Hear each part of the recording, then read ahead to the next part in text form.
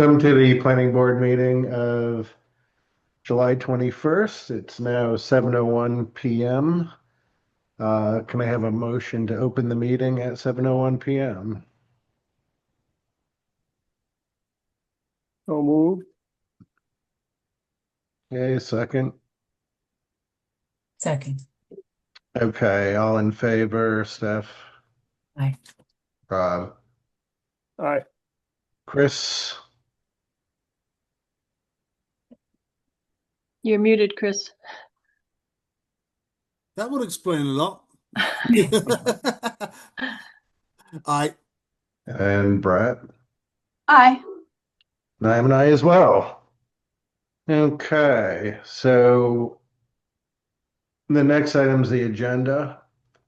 So tonight we have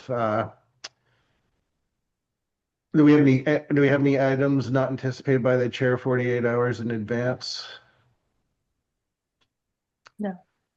Okay, and then we'll have the minutes of 7/7/26 that we'll need to approve. There is no hearing tonight. But a reminder that the next continued hearing for Meadowbrook Commons will be on August 11th. That'll be the next meeting. Then we have current planning board business. So item number 1 would be 0 Prospect Street Planning Board comments. And then item 2 would be a draft priority habitat map. Item 3 will be data centers. Item 4 will be zoning bylaw review update and discussion. And then we'll move on to other business. So we'll have reports and meetings with other town boards and entities. We'll have the town planner report and then hopefully adjournment. So can I have, I'll make a motion to accept the agenda. Is there a second? Second. Okay. Moved and seconded. Chris, Aye. Rob, Aye. Brett, Aye. Steph, Aye. and I am an I as well. Okay. So we'll bring up the July 7th minutes. Has everyone had a chance to review those? Did I have the wrong date at the top of that one? Oh, yeah. Sorry about that. I had no comments. I'm bringing them up as a formality, but I don't know if I don't need to. Just a note to Heidi that this should be July 7th. Thank you. No other comments. Nice catch. It happens. Yeah, that's life. I will make a comment, Brett, that you've gotten really adept at making these brief and readable and capturing the what is needed. I've thought these were really easy to follow and just well done. Agree. Okay, so not hearing any comments.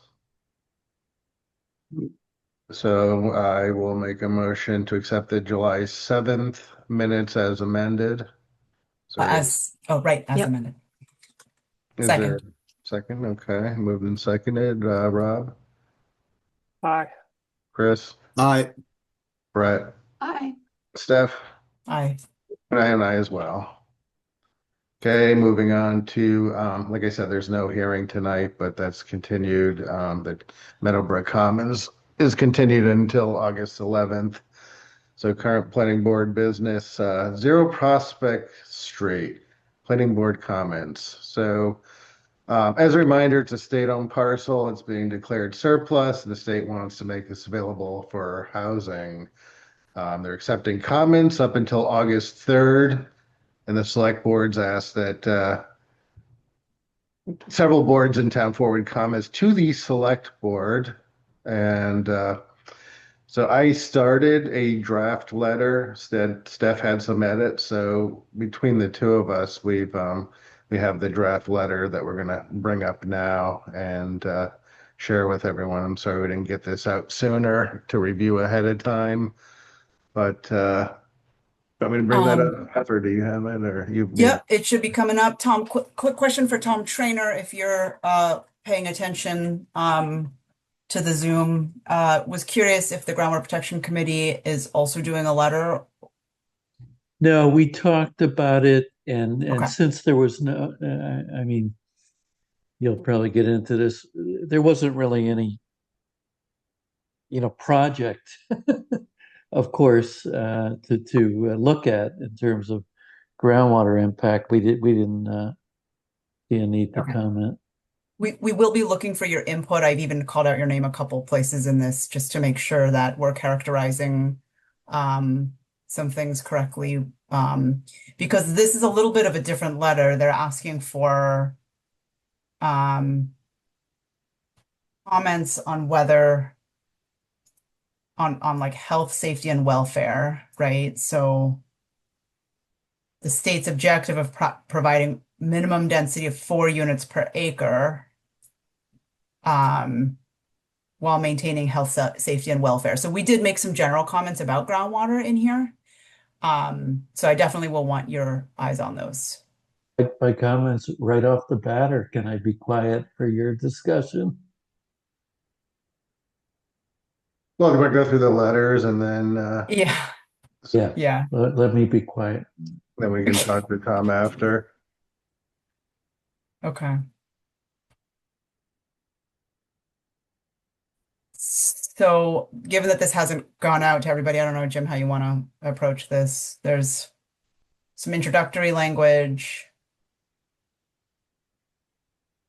a note of general support of the planning board of initiatives that sort of meet the goals of the master plan, diversity of housing, affordabilities, etc. Right? Which I thought was good to have in there. Restating the requirements of the Affordable Homes Act. And that we can only impose reasonable regulations for bulk and height of the structures and lot area setbacks, open space and building coverage requirements. And the town can also require site plan review. But the emphasis added is on the town shall permit no less than 4 units of housing per acre. So that's where the problem is in regard to this particular site at face value. So we move on to state that we have legitimate concerns with the proposed disposition and development of Zero Prospect under the framework of the Affordable Home Act. And these relate to how the site will meet the state's objective of providing the highest and best use while maintaining the health, safety, and welfare of our community. Considering especially the 4 units per acre, the density. With regard to the limited resources that we all know about, the lack of public water and sewer infrastructure, and putting 32 new units on 8 acres of site with wetlands and significant grade changes across the site, likely ledge. So So the specific concerns here are listed out. So Tom, this is kind of where the meat of it is, but one concern is housing density and septic disposal. Yeah, that would be a huge concern of mine. Just And- for Title V, you can't in a nitrogen sensitive area, which all of Sherborn is, since we're on private wells. Title V limits you to 4 bedrooms or 440 gallons on one acre. So there's no way you could have four units So- on an acre. So are we less concerned about the 10,000 square foot per bedroom? And is the 440 gallons more constricting than that? They're, I think, virtually the same, but Okay. Okay. the Title V language, if you go to it, says 440 gallons per Title V acre, which is different than an acre. It's should we go 40 to square footages? Title V acre. So how do you feel about this? So the statement of fact we made in the letter is it is unclear if the site would be able to support septic disposal under Title V with 32 units. And then we said, for example, a land area requirement of 10,000 square feet per bedroom on a parcel with both well and septic would require nearly 1 acre for a single 4-bedroom home. So that's saying, how are you going to fit 4 homes per acre?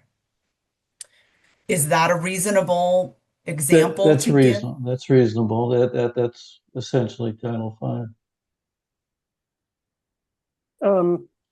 Now you can do quite a bit more if you do some pre-treatment, like the original Yes. 40B proposal at 5565 Farm Road, right? Yes. So the ask, so we tried to put every issue with a description of the issue and then an ask. The ask here is the terms of land sale, because so the state is issuing an RFP, right? So they can put in that RFP whatever requirements they want for the terms of land sale is my thinking on this, right? So the terms of land sale require advanced wastewater treatment prior to leaching on site and or disposal of sewage through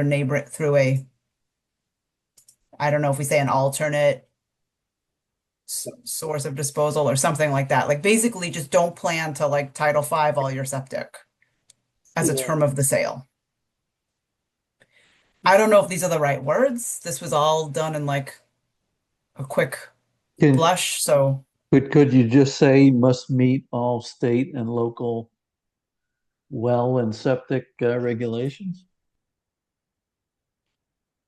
state and local, can we impose that, Heidi? No. Well, at least state, then. Yeah, all applicable regulations would encompass. Is that already in this terms of?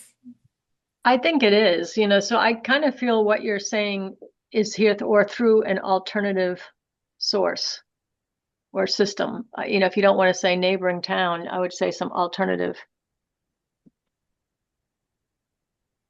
source or system, alternative sewer system.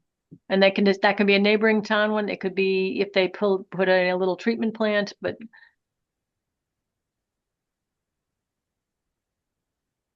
Yeah, I mean,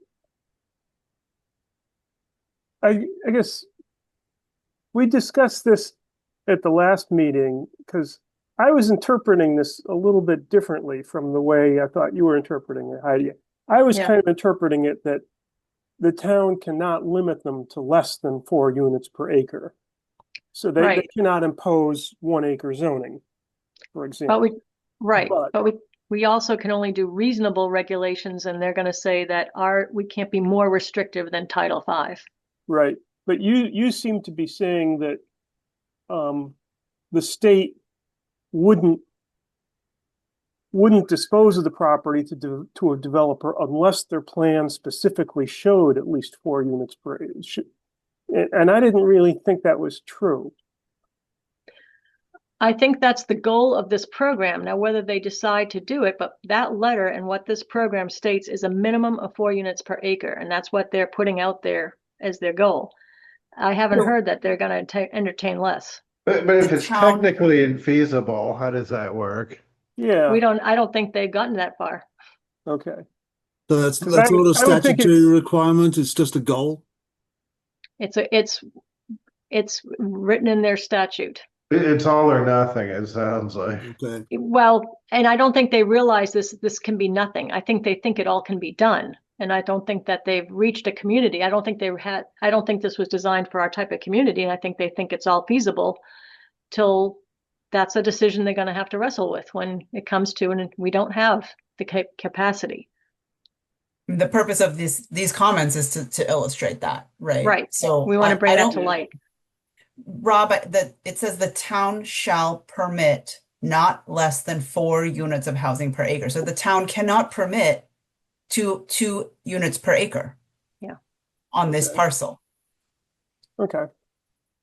But they can still do that with their on-site treatment because you can dispose of something like, I think, 10,000 gallons on about an acre if you do treatment. If you So that's treat. like 90 bedrooms Yep. worth. Right. So we're saying that, when you're selecting a project, let's be clear on what some of the requirements are. You're going to have to do treatment prior to leaching on site Yeah, or dispose through an alternative sewer system, right? That's what the town's comment is about 4 units per acre in Sherborn. right. But if Heidi is right about saying that they wouldn't dispose of it for somebody who's trying to do less, then we sort of don't even have to stipulate it because Yeah, I'd stipulate it. yeah.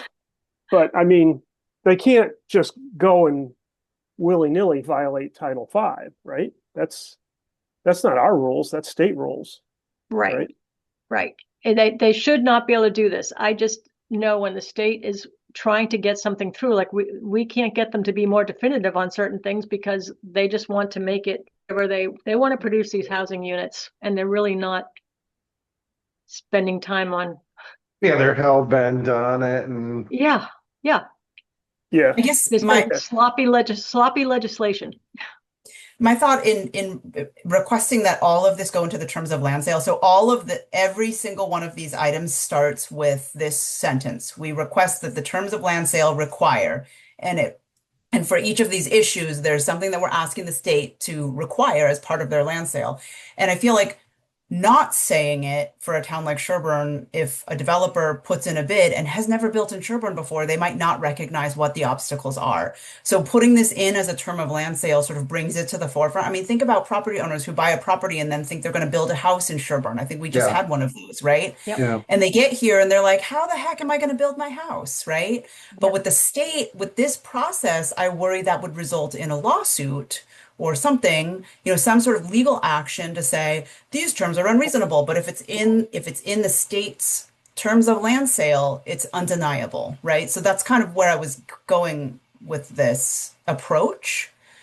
Mhm. And I think It might be worth nothing, but it might be worth something, a little bit of defense. How can we direct their attention or encourage them to seek engineering advice from? Well, they should be doing that before Yeah. they. But so Steph, anyway, in these, I would be highlighting the we respect your sentence on each of these sections. We respectfully request so that it's very clear that these are our asks, so they pick up your pattern, that these are the town's asks. That almost says to me, make it a separate sort of sub-paragraph within that section to emphasize it. I'll do some form. I don't want to do it now. I don't want to do it. Yeah, That's no, all that's good. fine. But you also have to remember, this is only comments to the select board. Yeah. Right. We'd love it that they take it and just put the stamp on it and say here, because we can see it, but I don't know if it's going to make the final cut in the public letter too. Right. Because the select board's collecting comments and then we'll make. Right. And actually, hopefully maybe they'll just attach our letter with their letter. Is this So- going to be posted on the town website under land development projects? It's not a Um, project. Not yet. Well, no, all the 40B, like all the other 40Bs. Once it becomes a actual like once a developer buys and has created a project, yes, then it would be on there. But right now, the bid is through the state. It's not through the town. Because at least all the documents would be posted there. Yeah. We don't have a land development project to review. No. It's like Tom said, it's just like an awkward process. Like, Yeah. It will be Okay. part of the public packet if we can get it to the select board in time, but I mean, they've already gotten their packet. I don't know if, I need to get it to them tomorrow, so that's in there Yeah. Thursday. I mean, it's important enough that it should be Yeah. attached. Well, let's keep going here. Can I just say, one thing we could do, I don't know that I'm necessarily advocating this, but, we're talking here about asking them to put certain things in the terms of land sale. But,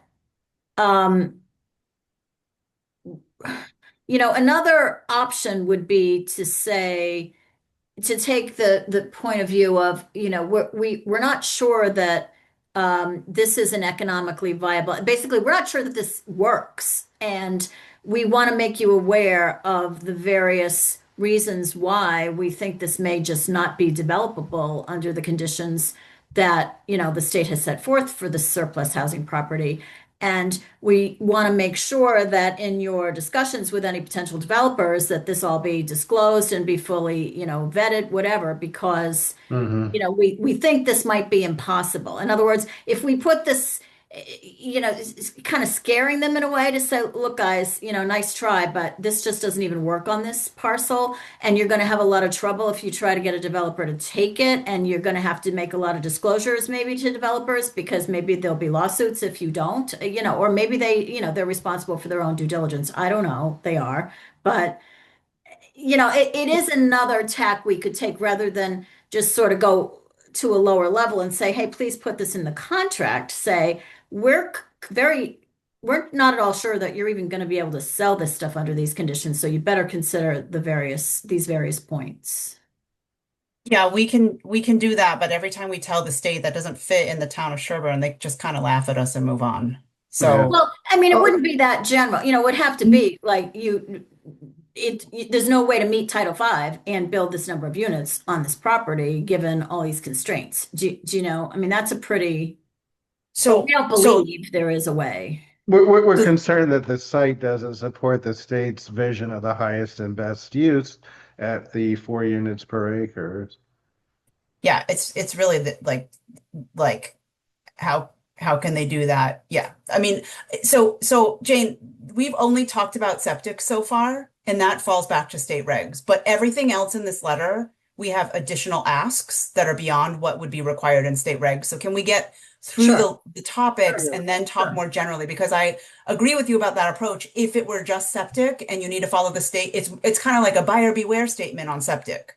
But on the other things, what I've put in here is actual asks for the planning board to consider of the developer, of the state and the developer moving I forward. guess the one thing that is, it's not wrong, but it's a little bit misleading is we keep talking about this particular site as having this issue. And that's not true at all. Any site, if you have 7.9 acres of perfectly level, 100% perkable land, Yes, you can't build 4 units per acre on that either under Title yes, V without either alternative wastewater treatment or sewerage. It can't be done. agreed. It has nothing to do with the fact that the site isn't so great either. Yeah. I mean, it's exacerbated by wetlands and slope that make portions of the site unbuildable, right? So it's even more so for this site specifically, but yes, I generally agree with that, Robin. I wasn't trying to imply here that you're right. It's not that the site would be able to support. It's unclear if 4 acres per 4 units per acre could be supported under Title V. I don't know. We can wordsmith it, but Yeah. you're right. It's not a specific that the site can't support it.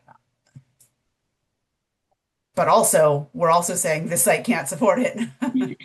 So So it's the criteria.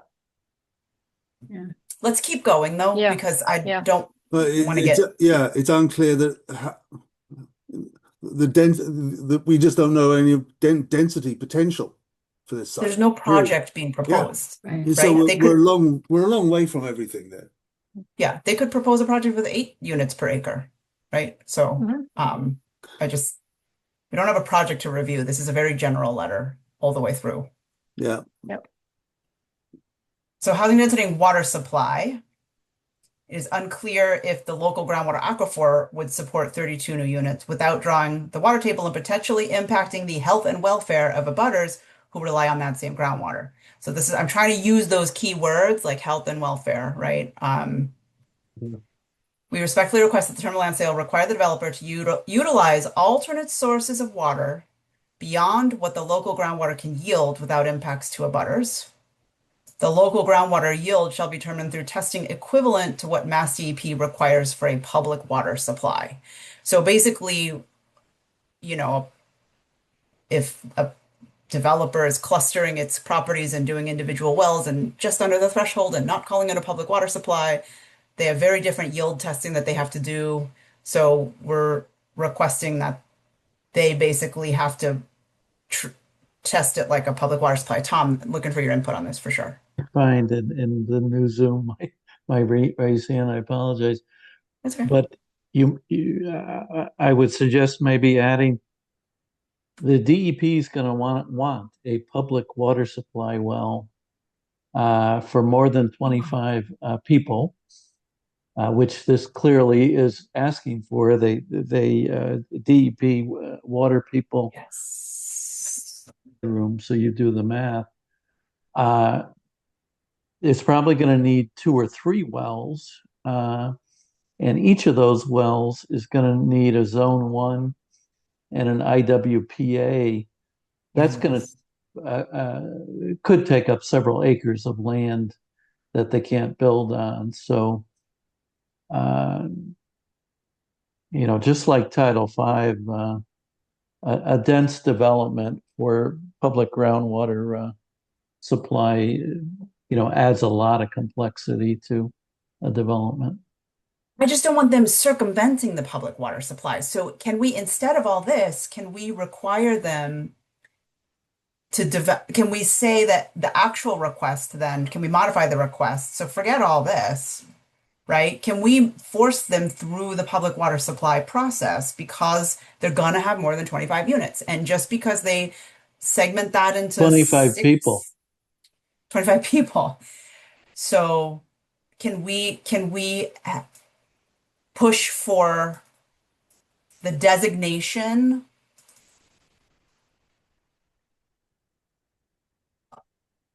I hope you can, because a couple developments in town have gotten around public water supply Right. I know. by putting in individual wells, and I just don't think you can do it at this density. So what if we say prohibit the developer from designing multiple smaller wells that do not qualify as public water supplies? Oh, can't spell. And instead require the developer to designate and implement a public water supply.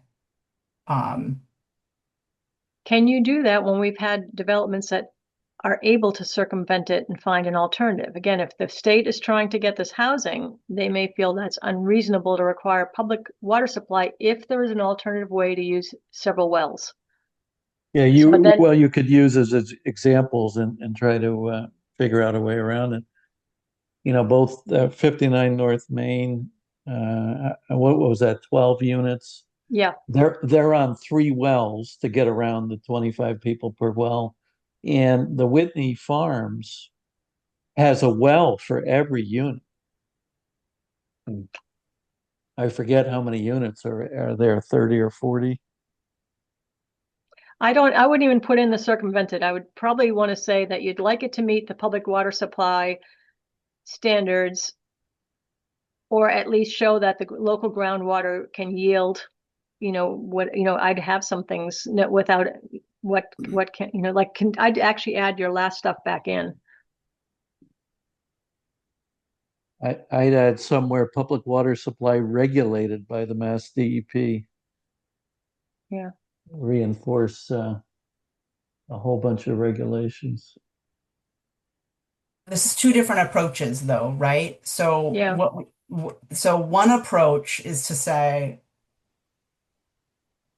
recent local projects in Sherborn have installed multiple drinking water wells on a single site. And I Why even say that? Why not just? I wouldn't bring that up because okay. they didn't have to they didn't have to jump through any other hoops. And I don't think we should be mentioning that. I think you should say that we'd like it to be a public water supply or at the very least that testing is done to ensure there's no impacts to the abutters. Mass DEP is the state standard. Yeah. That's Yeah. what matters.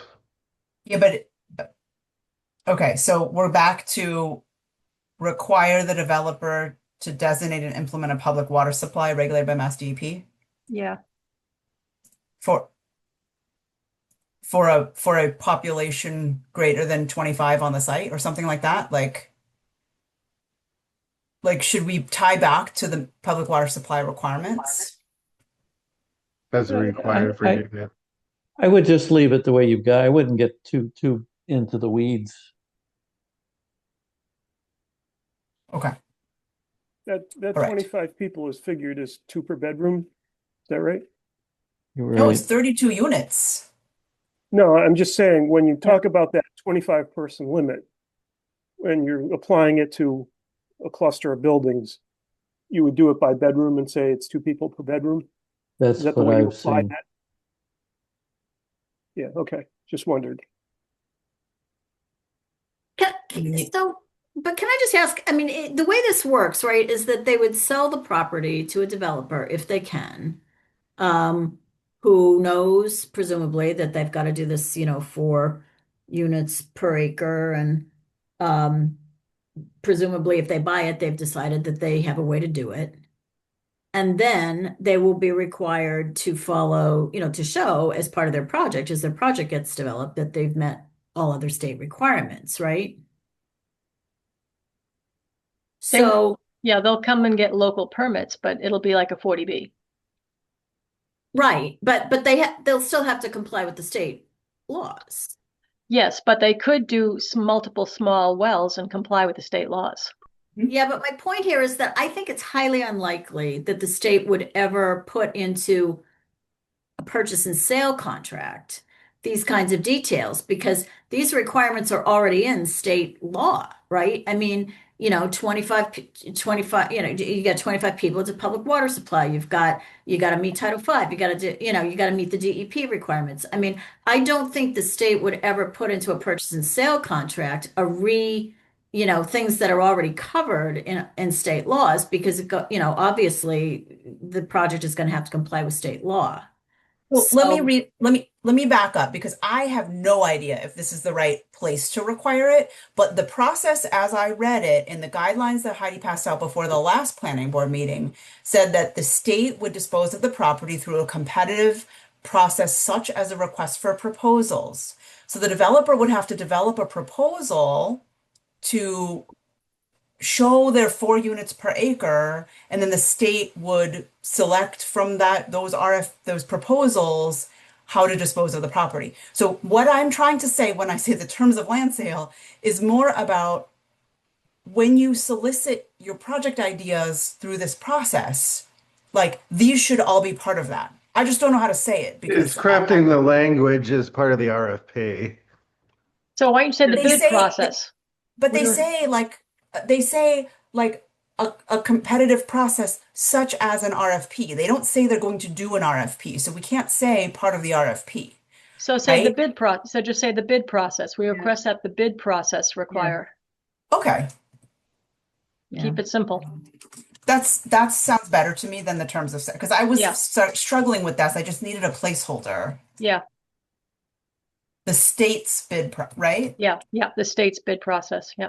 Yeah, I would say the state's bid process advises that Not requires.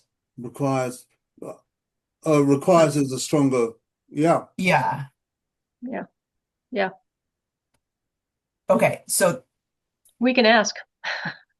Yeah, we should ask at the highest level, and Yeah. I take out Yeah. respectfully in that regard. No, keep respectfully. I think that keeps your tone. What language did they use specifically in letter to describe that process? for like I don't so have many that one. documents and guidelines, I don't remember exactly Oh, where I okay, saw okay. it. I just haven't looked at that one since we talked about it 2 weeks ago or whatever.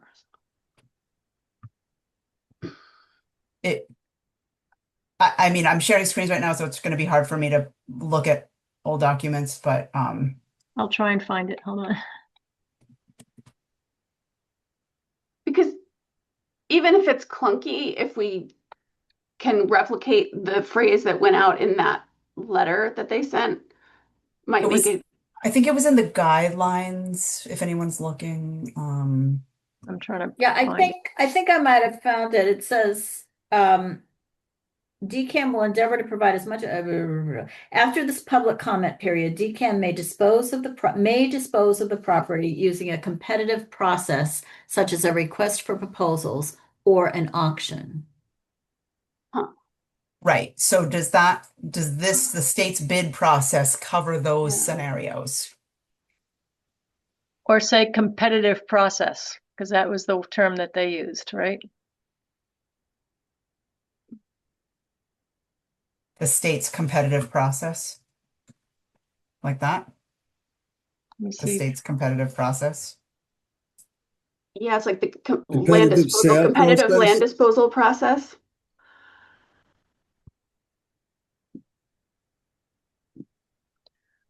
Why don't we just say the surplus land process?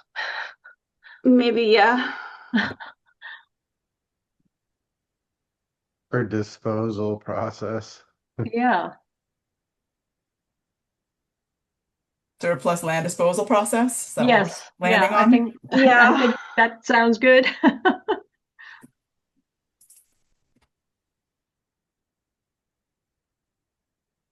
One. Oh, there it is. Okay. All right. So should we keep going past water supply? Require a public water supply regulated by the Mass DEP. Yeah. The next one is blasting related impacts to local groundwater quality. Prevalence. Okay, Tom, I might need you to weigh in on this one too, because I was just making stuff up from memory from the Groundwater Protection Committee. So anything we can substantiate. I was typing so fast when I did this. So Really, prevalence of bedrock. the Board of Health regulation. Oh, I don't even know those. So that's, yeah, whatever you can weigh in here. The prevalence of bedrock outcroppings and ledge throughout Sherborn often means extensive site work and blasting when it comes to new development. Blasting can mobilize contaminants, which can impact groundwater quality and thus the health of our communities. Health, there's that word again. Recent projects in Sherborn have impacted nearby drinking water wells. We respectfully request that the state's surplus land disposal process require, should blasting become necessary for construction, compliance with the town's existing bedrock destruction bylaw. We also request that the developer shall be financially responsible for baseline and post-construction well testing for abutters within some distance of any land disturbance or of any blasting. Bedrock disturbance. Yeah. Because So they often use drilling and not blasting. I don't think I want the S on here. Drilling is the precursor to blasting.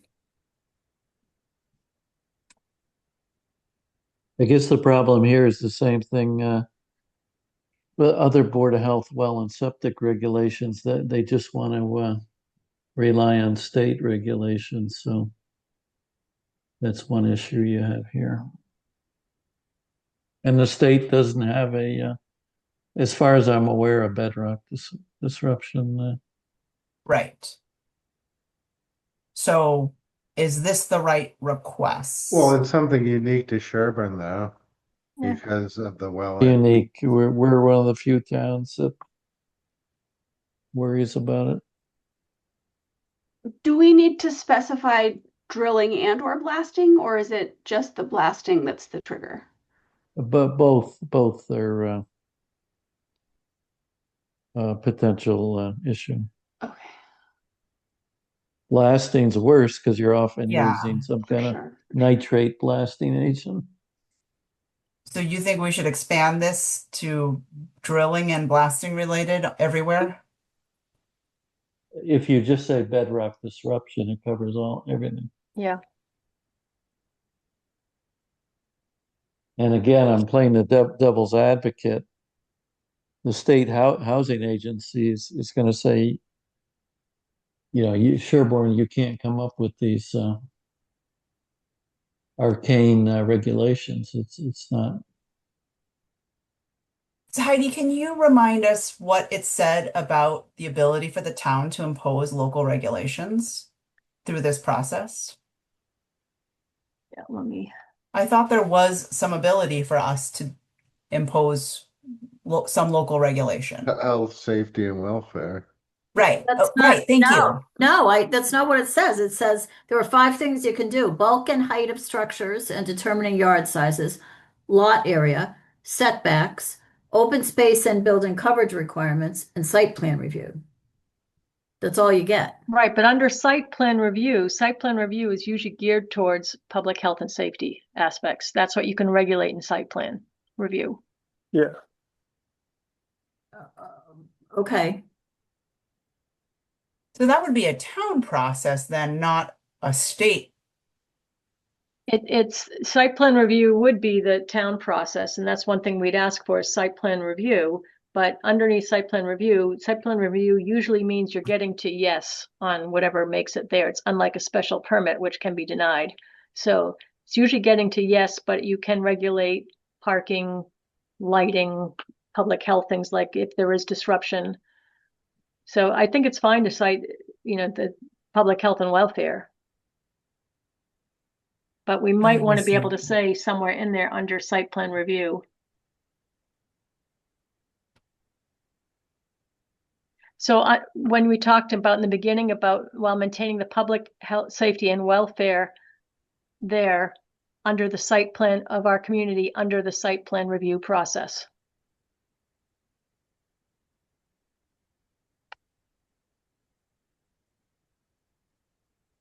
Okay.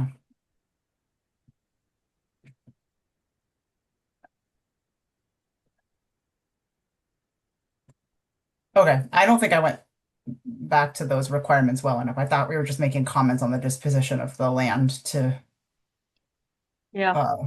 To not do these things. Okay.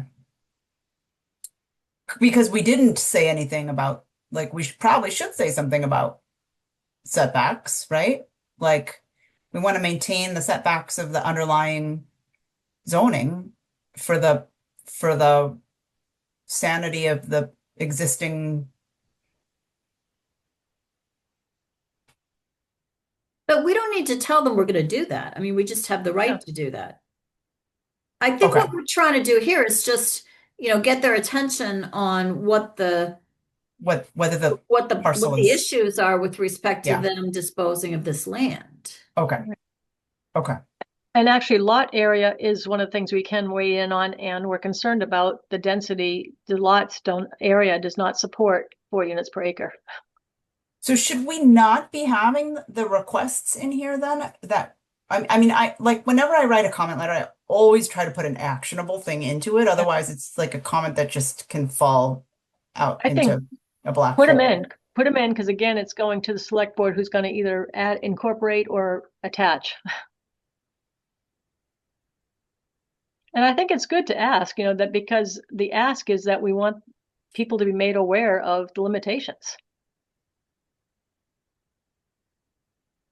And we could say something like, please consider highlighting the following issues in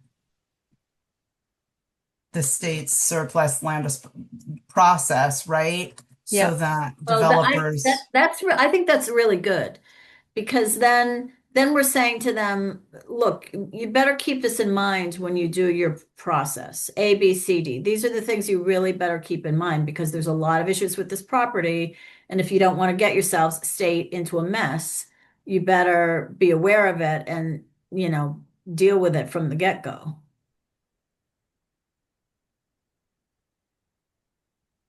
I'm just trying to get a point here. So how can we say this? So highlighting the following issues in the process so that potential buyers can have a more complete understanding of the limitations of this site, something like that, right? Say potential limitations. Mhm. Or probable, Okay. probable. Probable limitations. Yeah, that's good. Of this site. Yeah. To Rob's point, and much development in Sherborn, but specifically of this site in this letter. Yeah. And then So leave then we these could- in. Well, or we could change it to something like, to meet the density requirements, there will likely be a need to do, treatment prior to leaching and or disposal of sewage in an alternative sewer system. Rather than tell the state you got to do X and Y and Z in a lot of detail, state, you should be aware that this is going to be a real issue on this property. Because I think Heidi's right, that I'm sure they haven't really done a lot of due diligence about this particular property. They just went through the files and found some surplus land and said, oh, this is a good one. Let's, do this one. Yeah. So Yeah, and don't if they put, look on the map, to them it looks close to Framingham, Yeah. that they just don't realize that it's I- actually farther away than they think. I'm telling you, the map they put up of all the developable land in Sherborn, I was like, have you guys looked at this? I mean, it was like wetlands, the downtown area, which has no capacity for anything. Yet we were identified with a huge amount of capacity. So what I'm hearing Jane say is to take out the specific requests and instead replace it with more of a cautionary statement. This is likely to require X, Y, and Z. How does the board feel about that? So we would ask that the state caution potential buyers that. That's what we're saying up here. Yeah. These issues you should highlight in your process. That's an all-encompassing thing, which is good. So then this would be the specifics on this would likely require wastewater treatment prior to leaching and or disposal of sewage through an alternative system, right? That works for that one. This one we could say something like the risks could be mitigated with a public water supply, but the developer doesn't care about those risks, right? The developer's going to do the cheapest option. Yeah. And then this one, we could point to the existing bylaw and say, I mean, I do think there's a request here, but I don't know. And then can we do traffic really quick before we talk about this global stuff? So the traffic underlying zoning is 2-acre zoning. Rural roads reflect such limited populations. Adding 32 units can risk neighborhood traffic safety. We require that the developer would fund road safety improvements along Prospect to Coolidge in conjunction with the Sherborn DPW. I mean, it's super loosey-goosey. I didn't know what to put here, but I felt like that could be characterized as unreasonable, but also if you don't want to ask, right? Like you're not going to receive. So that was sort of the ask here, but there's nothing to point to here to caution the developer, right? These are impacts to the neighborhoods, not something that the developer cares about unless it hits their bottom line. And these like blasting and traffic impacts do not hit the developer's bottom line. These are things that the town cares about and Right. wants to try to mitigate. Wants the developer to mitigate. Would want a future developer to mitigate. Do we want No. to, in the traffic impact, note the existence of the railroad crossing? Because that's always been an issue, particularly with school buses that are just too long to fit after the railroad crossing itself before you get to Coolidge. I We feel could do like that. that's the basis for maybe a stronger statement, that if the railroad crossing being there is likely to be a fly in the ointment, then, maybe that's what we want to point out, that you're going to have this is going to be there's going to be an issue here because of the railroad crossing and. But the- there the isn't a proximity. railroad crossing in this area. Prospect Street has, There yes, it is. Prospect has Way down there. Prospect to But Coolidge. this is the other end. This is the other end of Prospect. Oh, It is. So the but railroad crossing's pretty far. it is pretty far, but the only access is through Framingham or Or you could use Hunting Lane. or- Hunting, there's a couple other ways to get on. Hunting that has area. there's a railroad crossing too, of course. Chill to That's Western. right, there's 2 railroad crossings. I guess you can always ask, but I think there's zero chance It- of them paying any attention to either what we've said about the blasting or the, It sounds a little The traffic. NIMBY-ish. I mean, we're basically asking them to impose conditions that, don't even exist specifically under a non-surplus situation. Right, but what does exist is that you want them to be able to work with public safety and Sherborn DPW to ensure there's a good line of sight in a very narrow road. That But that's different than what I wrote here. I think I know. this one is super NIMBY. That's a good way to say it. Like the Yeah. traffic one just feels to me like I even put it here, like might be characterized as I NIMBY. think the emphasis should be like we've all said, beware. These are the limitations of the site, and I think pointing out the narrowness, this is a narrow, the sight lines, there's almost, if you could basically make the point that it's almost impossible to have this be safe because of the narrowness of the road and the sight lines. I mean, that's a legitimate thing that we could ask them to think about. Right. That to me is public safety you're putting at least 32 units pulling out.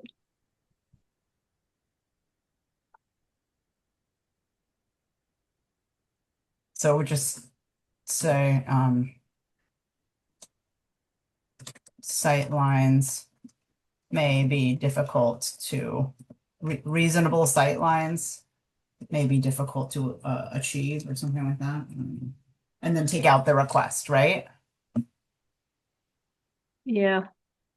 It doesn't actually look that bad for sight lines to me. I mean, it's a pretty straight section of Prospect It's not Street super right windy there.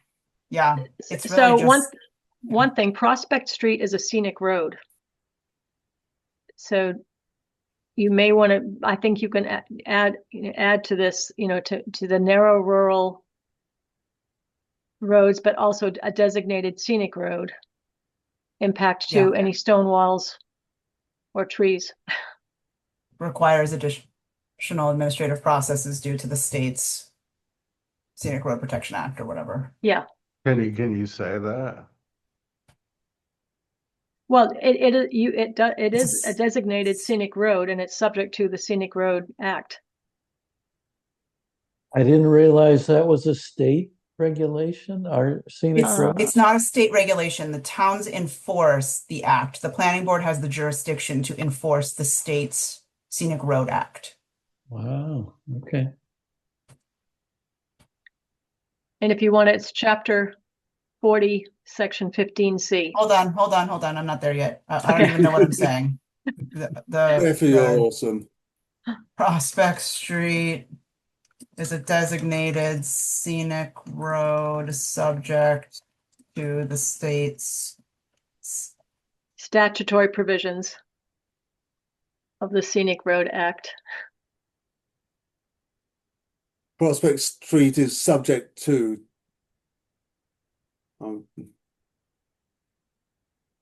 Which can you take out designated? Yeah. Subject to the Subject Road Act. MGL what? Or no? Chapter 40, section 15C.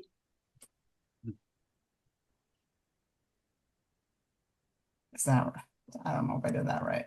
I'm going to take the sightlines piece out because this is a straight piece of road, if I remember correctly, from Google Maps. That's fine. But this one, does require that you have to come to the planning board for permission for any work.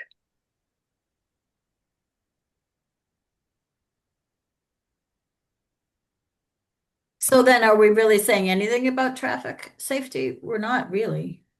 Road impacts or road safety. Road impacts, Not safety, not though. safety. No. Roadway considerations. Yeah. Although, yeah.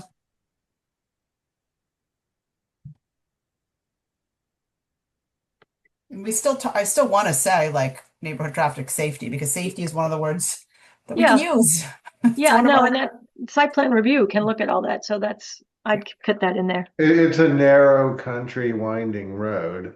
Right. That's not intended for dense housing. Yeah.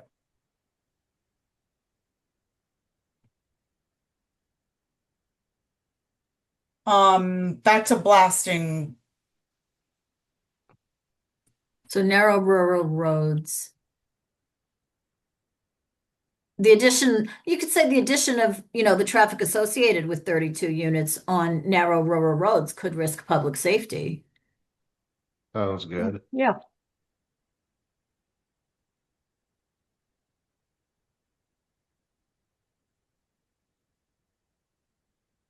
Sounds a little NIMBY-ish, but sounds good. Is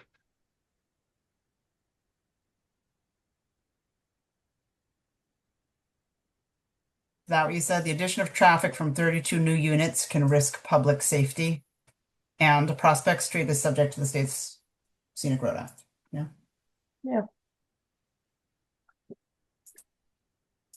For the bedrock, rather than referring to the specific bedrock bylaw, could we just say, is it true that we say in general, there's a lot of bedrock in Sherborn. Is it true that there's more bedrock on this piece in particular? We haven't done a site walk. I stole this from a language where we had done a site walk and saw outcroppings and stuff like that in a previous development, but we haven't done a site walk there. It's just speaking to the general prevalence in town. I haven't walked the site. No, and they may No. ledge might be underneath when you start excavating. You don't know. Well, you could say the prevalence of bedrock outcroppings and ledge throughout Sherborn makes it likely that blasting will be required for new development. Yeah, it often means extensive site work and blasting. Yeah. And blasting can mobilize contaminants, which can impact groundwater quality in this. You might just want to say, creating a Adverse health impacts. yeah. Or can adversely impact groundwater quality and health. I would say contamination of wells. That's what's happened. Yeah. We can say that, right? We've had wells have been contaminated. And the risk of further, additional contamination from the blasting that will likely be required. I think you have to be careful because I don't know if it's ever been proven that the wells were contaminated directly from that event.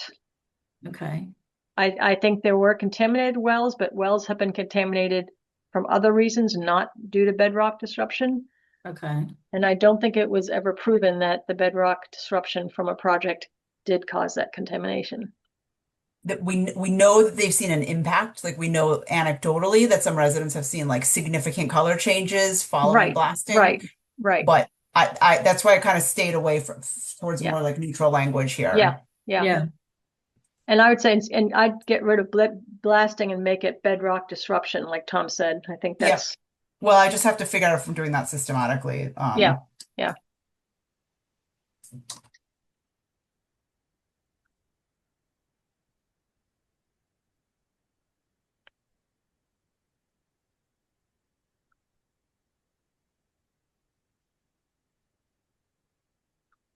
So then is there a request or is there not? Well, we still say recent projects in Sherborn have impacted nearby drinking wells. So whether you use impacted or contaminated, it's suggesting the same source. I'm aware of a home that's seen a rapid color change, but maybe didn't have baseline and post-construction data on contaminants. So it's really threading the line, Jim. Right. Yeah, I know. That's why it's hard to take. I would agree. It was a lot of anecdotal data that, and one of the labs used was not Mass DEP compliant, so it was a real mess. So we can say that they were impacted because of color and smell and things like that, but we can't necessarily point to contamination. Right, because the other problem, manganese is the element that causes the color. You will see the color before it reaches the 500 part per million contamination limit. So aesthetics like color or smell might happen before the contaminant reaches a health risk. So it's I think this is your weakest point here, the bedrock paragraph, but Well, what if we say though, developers should be aware that the presence of bedrock is likely to require, or is likely to, you know,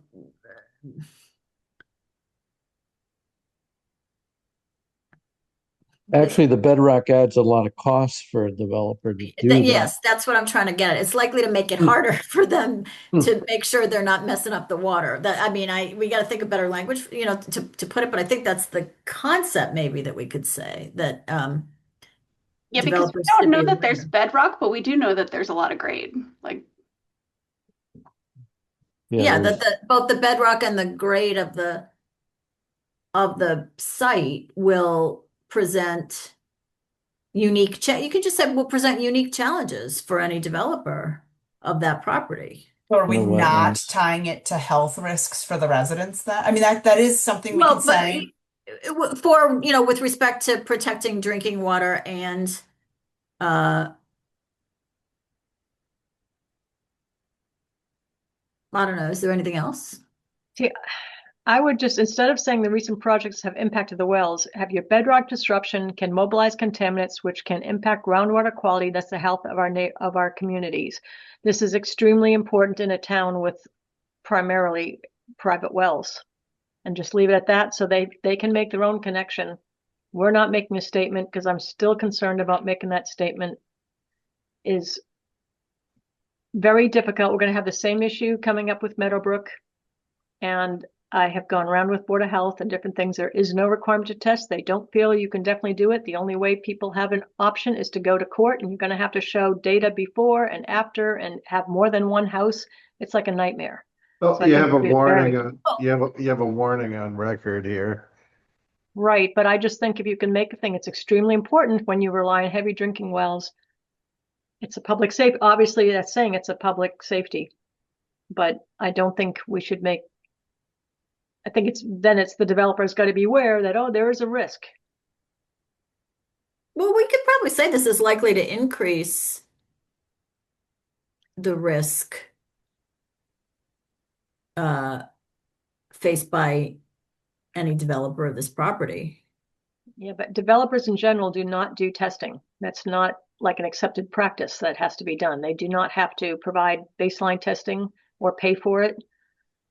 They technically don't even have to notify that they're going to be doing this except for blasting. But if they're just doing some bedrock hammering, there's no automatic notice to neighbors. It's a courtesy, but I don't think it's a requirement. In Sherborn, it's 10 cubic yards of bedrock disruption by drilling, blasting, hammering, whatever, but it's the 10 cubic yards that triggers our Board of Health. Yeah, but we're not subject to Board of Health. Yeah.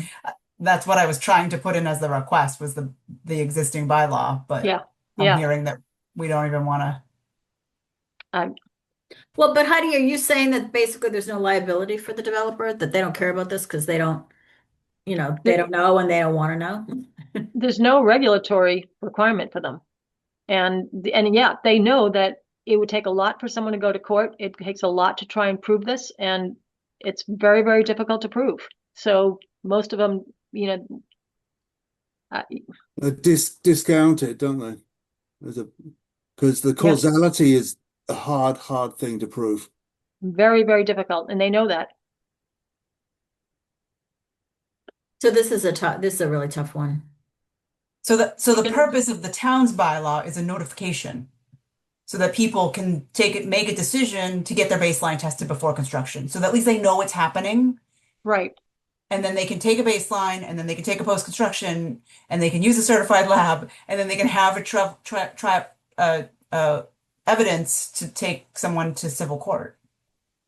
They could. It's just, I know, like with Coolidge Crossing, when they were drilling the wells, by the time they were getting to the neighbors, people wouldn't have had time to go really and search out and hire a company to come in and test their water and get results back before the activity started. There is no requirement to say 3 weeks before you have to give notice or you have to allow them time to get. It's it's unfortunate because they can say, oh, well, yeah, we notified the neighbors, but did they really have time to go and get testing done and get results to document baselines? I don't know. All you need is the test done, right? The results can come They later, can come later, but yeah, but that's unfortunate if that's not in here. I haven't studied it. It's just Yeah. taking the reference. Okay. Yeah. I'm just Um, saying, got to be careful of what we feel we can actually request them. We would like them to do it, but we can't require it.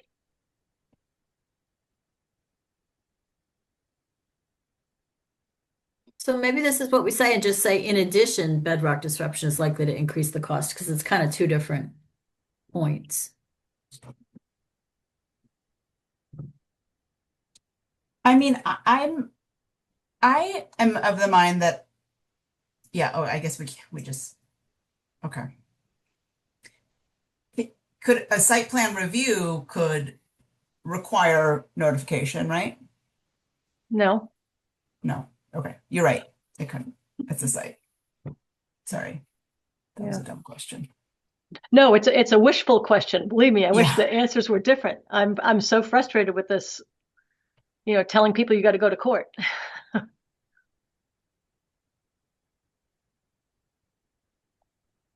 So there's no way for us to, okay. All right. So then working back up here, water supply do we leave in the public water supply language? I think we I should think leave we it could in. just end it. Oh, okay. Yeah. Yeah. Well, but I thought we weren't going to ask them to put specific things in the, Hmm. in the, Yeah, but there's no way to, like, the developer can still circumvent this public water supply regs by doing individual wells. Or a cluster, well for a cluster of homes or something like that. I think an So occasional ask, like you put it, is fine. We're not asking, especially if I don't we're know. asking for a state process, not a Right, town right, process. right. well, could we make the statement? Is it a true statement to say that the state's requirements with respect to water supply will be difficult to meet on this particular property?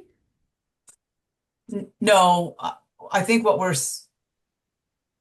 saying is we want any testing of well yield to be rigorous. And if you don't have a public water supply, the testing is not rigorous. So if you say, I'm going to have 32 individual wells or 16 individual wells, and none of them are a public water supply, you as a developer aren't held to the standards of yield testing for a public water supply because you're developing 16 individual supplies. And then it could be completely, the cumulative impact of those 16 wells on one site could have detrimental impacts to the local groundwater. But if I you thought look we at it said- as a public water supply, you have much more rigorous long-term yield testing that you have to do. But isn't it true that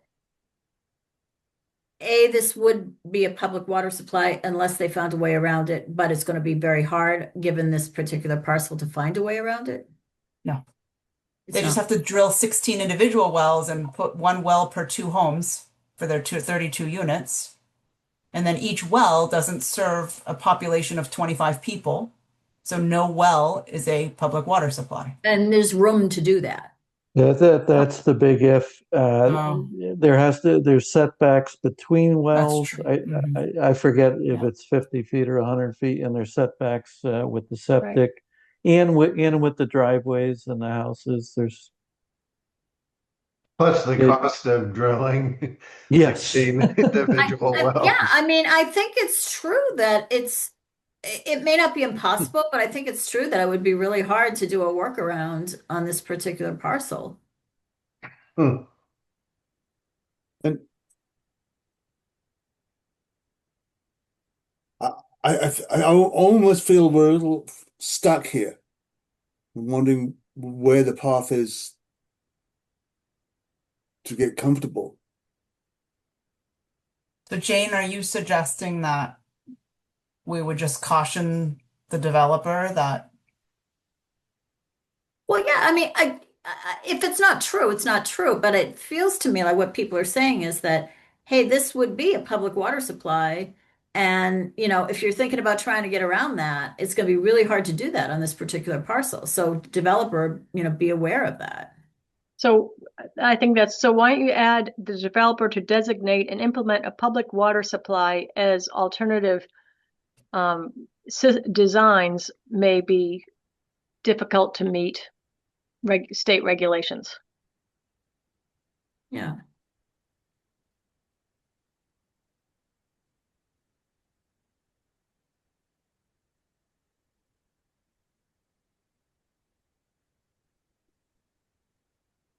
So we're still making a request. Is that what you're saying, Maggie? Yeah, I'd still make a request. But just add in how Jane was mentioning that right after that, as it may be difficult for alternative designs to meet state regulations.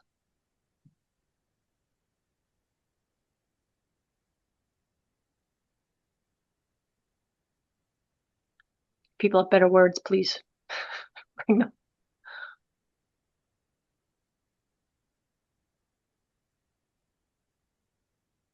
I don't know, Tom. What do I you would just say alternatives.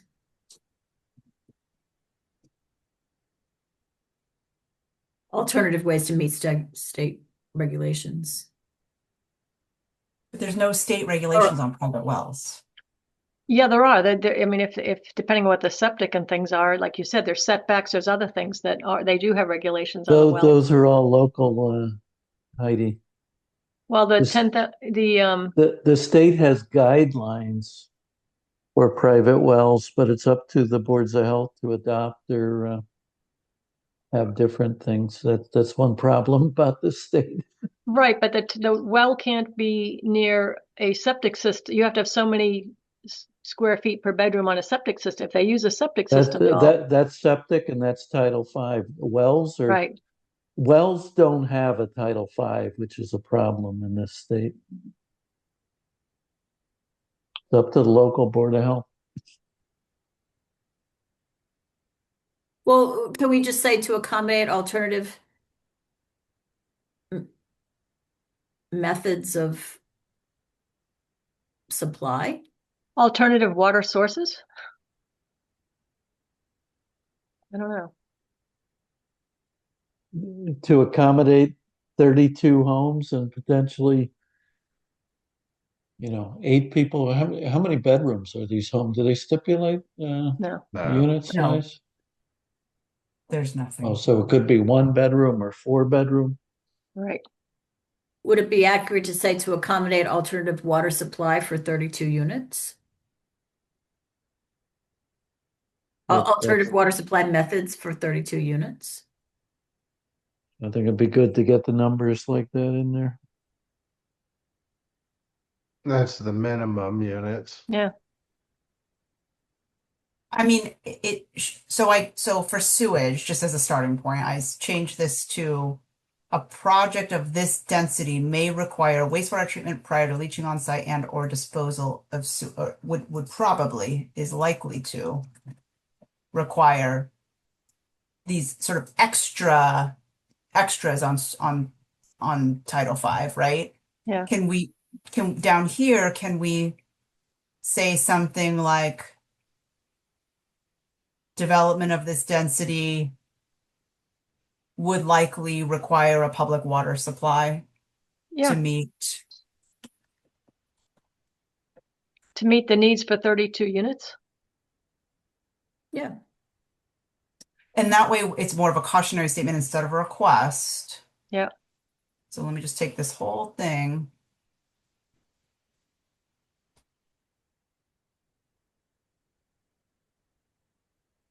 Get that out of there. Is that cautionary enough?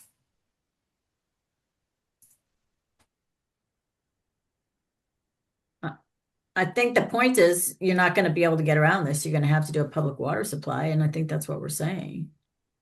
Yeah, I don't know if that's, I don't know enough to know if that's true or not, but We're I hope encouraging it's them, first true. of all, to seek water and sewer from neighboring towns as an alternative method. But We've said likely. I think that's fair. And you know, Yeah.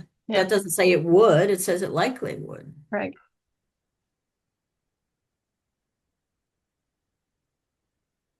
Then Tom, did you say someone told me that the correctional facility did not have Framingham water and sewer or something? It had its own systems or something? I don't know the answer. I would be surprised to hear that. I don't know that. Okay. Because I wonder if it Framingham had- has MW, that might have been true when it was built. Okay. Because Framingham didn't get on MWRA until I think the 50s or 60s. So Hmm. no, I would be shocked if they're not on MWRA wall. Okay. That's a And pretty sewer. good sized building that's right next to this site on Merchant Road. You know, that looks like it's got a lot of bedrooms in it. It's like, you know, it's a halfway house or something now. The place where the dinosaur lives. Well, that's on Framingham Water. There's a Framingham house on, excuse me, a Sherborn house on Framingham Water over there, as like there are a couple on Kendall, and I think it's the house at the intersection of Perry and Prospect, but I'd have to double check that. Yeah, I was just taking a little look at this, and it seems that they're providing bottled water at the MCI Framingham. So that might tell you something. So You could ask Jeremy, having worked for the town, he'd know the answer to that. can we come back to this letter for just a few, just trying to Sorry. finish it up here? Sorry. So I guess the problem I have with this statement as it is right now, development, like this statement is about groundwater supplies. But if they were to pipe it in from Framingham, it would potentially be sustainable. They So let them figure that out.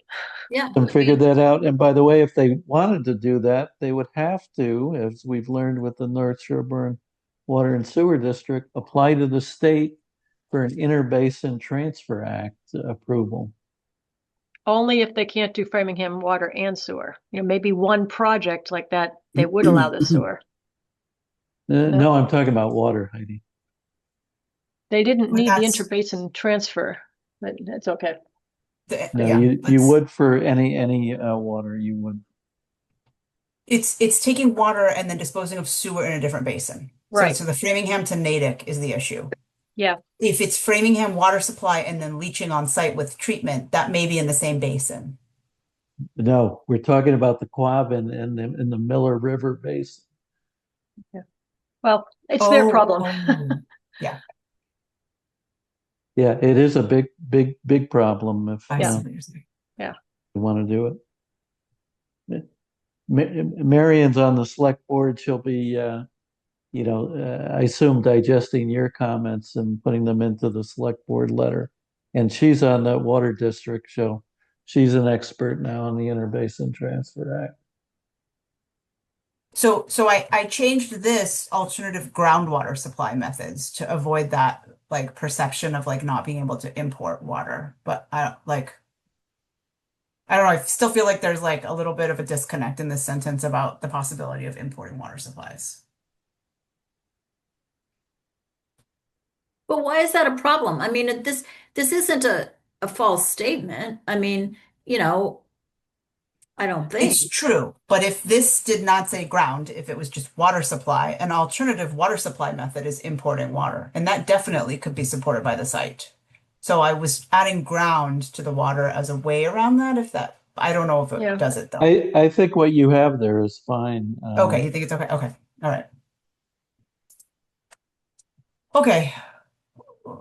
You know, Could I? I don't know how feasible it would be to connect to Framingham from this site either. That'd probably be cost prohibitive. It would be very expensive. It's right next to Framingham, isn't it? It's right Right, next to but the town line. to get to a adequate water supply, To get to their main line, you'd have to get to the prison. which is still pretty far. For a 7-acre parcel, it may not be worth it. Exactly. So they're likely going to have to rely on site water. Are we trying to approve this tonight, Heidi? Yes. Do we want to, I took off the track, I made the track changes not show up. Do we want to look at this and one more time, just read it individually?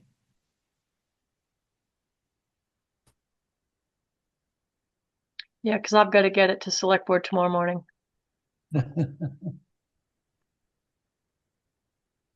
How much more is there that we didn't look at? These are the 4 issues. Okay. There's nothing after this. I mean, I can go, it's like 1 or 2 sentences.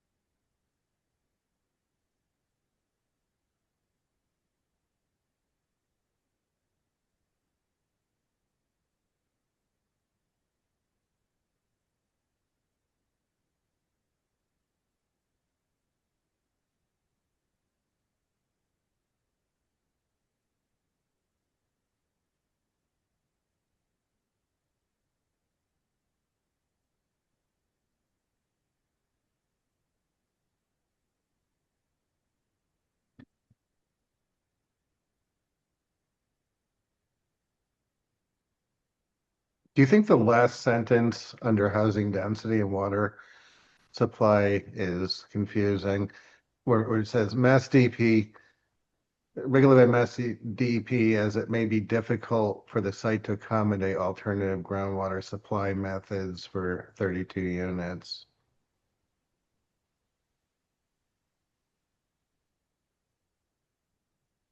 Are you thinking of just chopping it after mass DEP period and calling it quits there? I'm not sure what that means. I mean, if I were reading this, I wouldn't necessarily know what that means.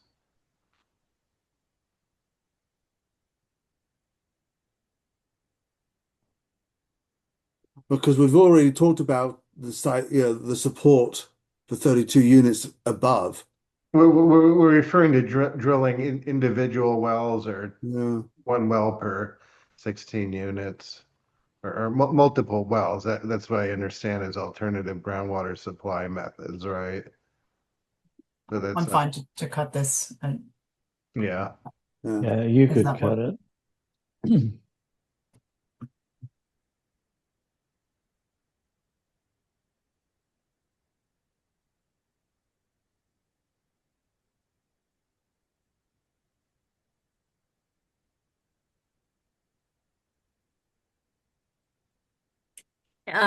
It's a small thing, but in the bedrock disruption, since public health is kind of a, phrase that's frequently used, do we want to say, which can impact groundwater quality and thus public health?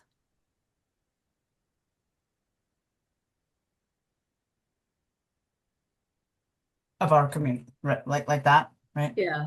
Sure. Yep. This is extra, we need to put in is. Oh, yeah.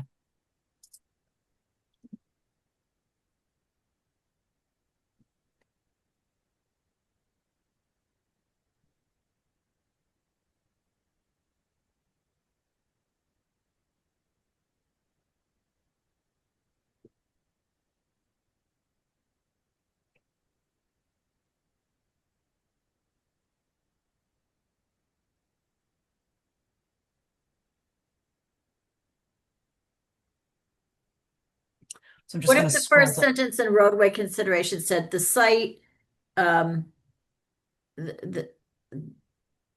the site contains narrow rural roads consistent with the underlying 2-acre zoning.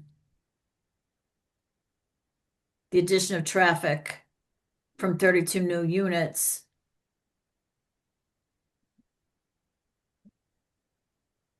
I don't know if you need to say on such, on I, such. I would lose underlying.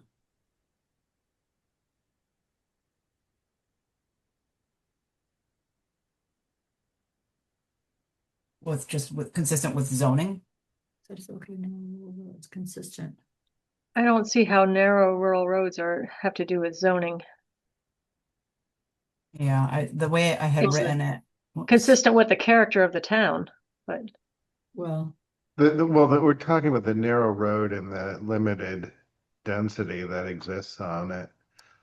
yeah, but I don't think that really is due to zoning.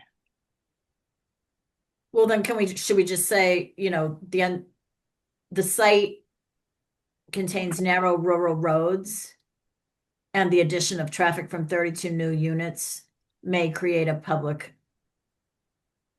safety risk? You know this. Yeah, because when you say 2 acre zoning, they're gonna say, oh, that's hardly any houses, so that's not I much know. traffic. Yeah, yeah, it's true. We're trying to correct that problem. Yeah, but I think saying that, the narrow roads, yes, but Does the lack of sidewalks have any bearing? no, Hmm. you're not trying to say walk to school. Or the soccer fields. Yeah, The prison. that's right. You could walk to the soccer fields up there in Framingham, yes. It'd be interesting to know how many houses are on Prospect, Not is even probably 32, that's for sure. which is yes. So you're doubling the density. It's a long, Almost. it's a long street. I was gonna say, you'd be surprised. Yeah, there are quite a few.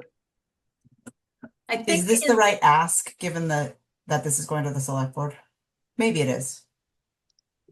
fully consider the site planning context, Right. infrastructure limitations. I don't think we can say regulatory environment because they don't care about that and it's not relevant in this context.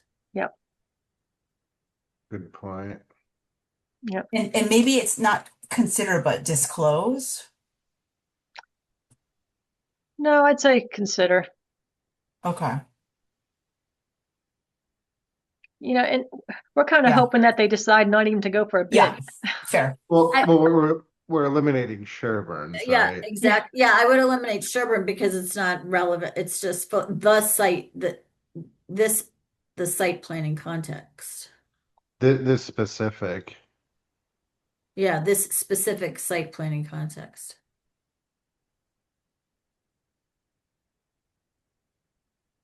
And infrastructure limitations associated part with of- this property or something like that.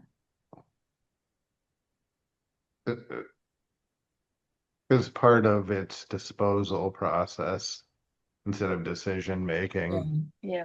Yeah. I want them to decide not to dispose of the land. Oh, this is getting really wordy. You want to replace this with this Disposal process. Yeah, get rid of decision making. They could give it to us and we'll conserve it. They might decide that's the best way. Oh, you're so optimistic, Heidi. Well, they're gonna sell this for $1, right? Based on all this, they're gonna just say if anyone, and who would bid on this even for $1 when you see the cost. I mean, this is what I'm thinking, that like this might just not be a viable project anyway. Right. I've just picked up the property, the assessor's office thing, and I could swear I just counted it once. I have to count it again. There are 32 existing properties on Prospect Street. Oh, are they really? That's so funny. Oh, that is funny. I counted 35 actually, but yeah, Okay. it's somewhere in that neighborhood. Oh, that's Yeah, funny. I think I'm just gonna like indent bullet these so that Tom, do And any of maybe- the trails go through this property? Not specific that property. Yeah, further away. A little bit towards Coolidge, like a Yeah. third of a mile. You can pick up a town forest trail. Yeah. where they did all the cutting last couple of years. Right. So, but would this parcel be beneficial to any connection? Unless you got some of the other property owners to permit a Okay. trail. Yeah. Okay. No, it's kind of an island in that way. And can we think of any other state laws that the developer would have to, deal with on this property that would be hard to deal with on this property? What's the affordability requirement, Heidi? Is it There isn't all? one. They call it the There Affordable isn't? Homes Act, though. They called it that, but in their The town is not allowed to actually require an affordability N- component. right. I think what did they I say? thought the state would require an affordability. No, the goal is housing and it's for family housing. Like we can't say we want elder housing or anything. Like even if we wanted to say, oh, we'll put affordable housing for elders. No, it was not age. All they said was it's to create housing. Okay. I couldn't find anything that said any affordable requirements. They Well, specifically disallow regulations such as parking requirements, affordable housing requirements, and allowable residential development types.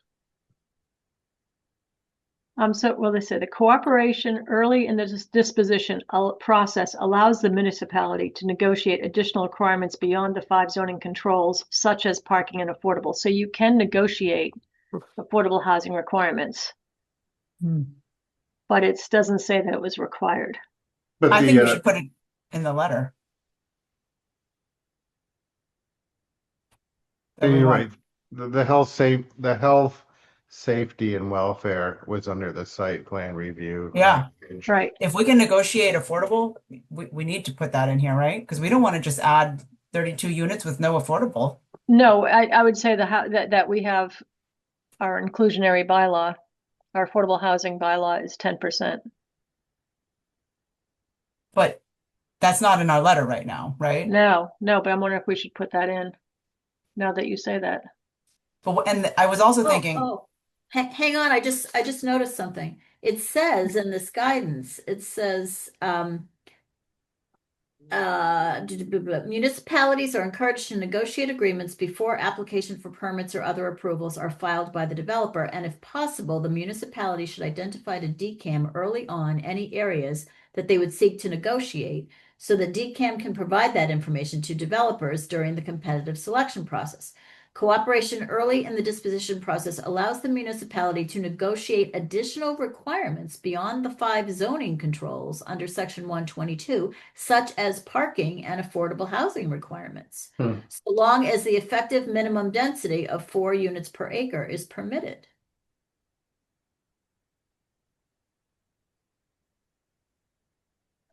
This kind of cooperative approach provides the developer greater certainty over what can be built, and allows both the municipality and developer to explore different incentive and grant programs to aid development. So this sounds like if we lay it all out there, we might be able to get more. I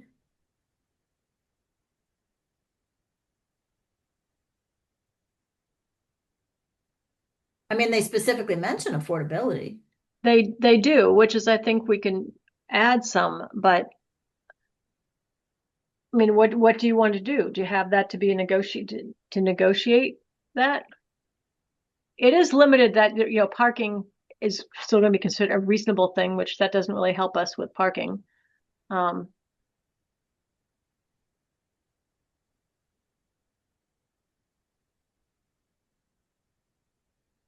It's almost like they're inviting us to anticipate all our, all the things that we'd like to slap onto the developer so that they can make the developer aware of that.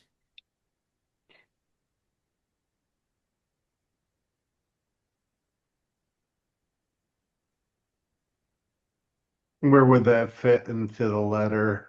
Yeah, it doesn't really the way it's structured. That's what I'm trying to I look know, at. I'm trying, yeah, I think you almost have to go back to the first paragraph.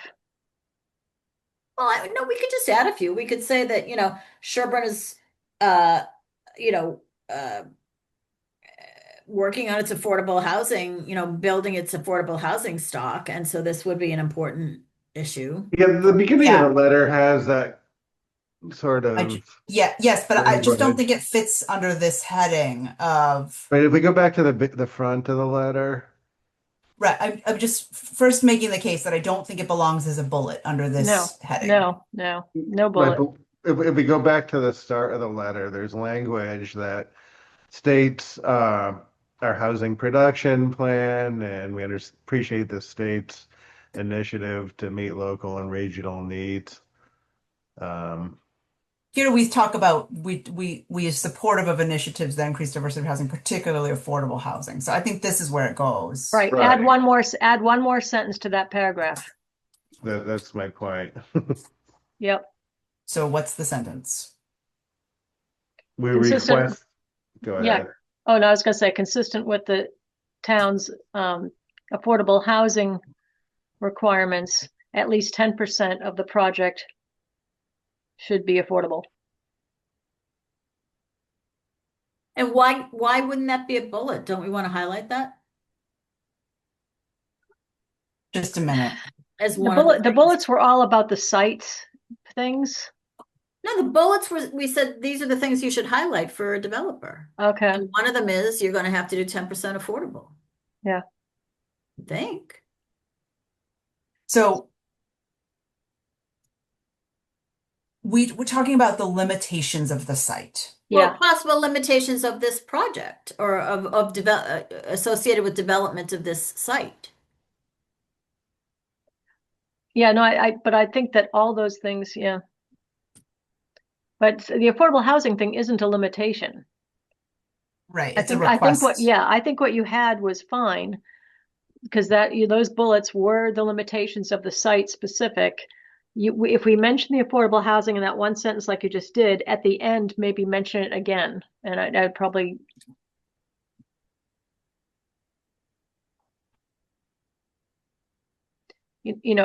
end the letter with, Yeah, I think that's perfect, just as it is. yeah, if you highlight it like that too.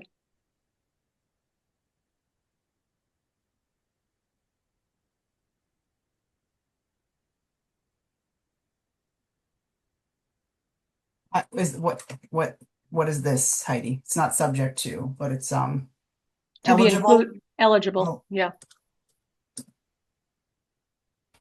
To be included on the,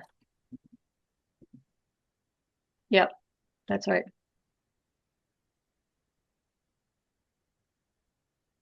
I think that's enough. That's a reasonable requirement. Yeah, And then I'm gonna, here's our, so ask number 1 is affordable housing and ask number 2 is disclosure about site limitations. yeah, yeah.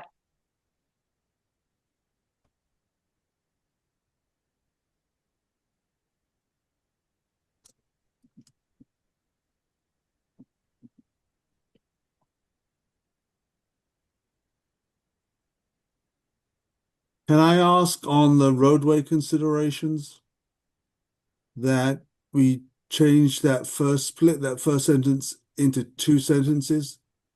Because it's very much 2 different subjects. The site is located on a narrow rural road, period. The addition of traffic from 32 units can can risk public safety.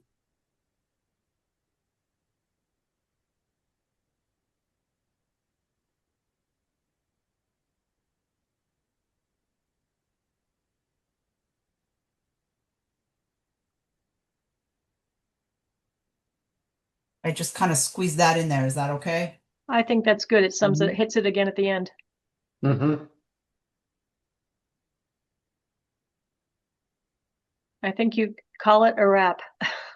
Are we ready for a motion?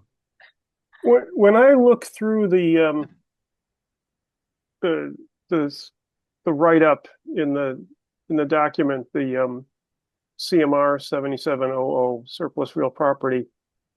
It looks to me like what it's saying is you cannot impose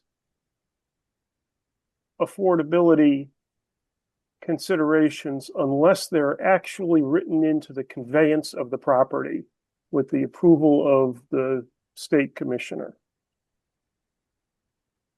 So you've got to get them, the state, to note that and allow it as part of the conveyance.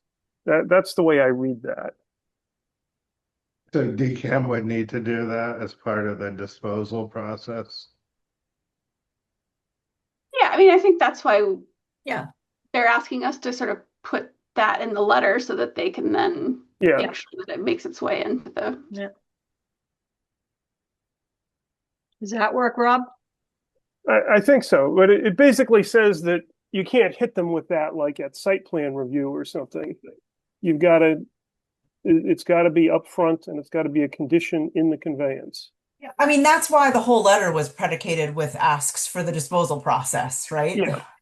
Was to try to exactly what you're saying, Rob. So I'm gonna take out I always do open too many parentheses. So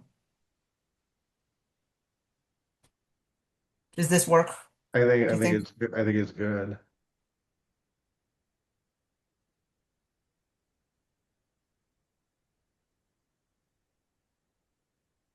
Rob, were there Oh, any there's others like that you're saying that where it specifically says it has to be in the in the contract? Oh, there's something about the energy code. You can't have greater than the state energy code. What if Sherborn's a stretch code town? You can't impose a stretch code. Yeah.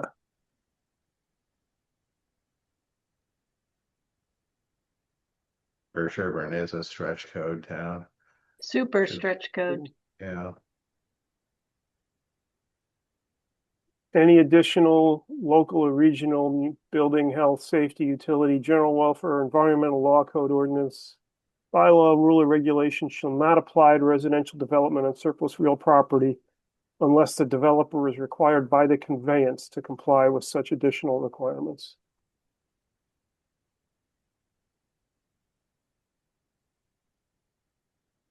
Yeah, so it sounds like you got to get it into the conveyance. The affordability or or other? Almost anything, I guess. I mean, that's how the letter is written right now. It's all through the surplus land disposal process. So yeah. So it works.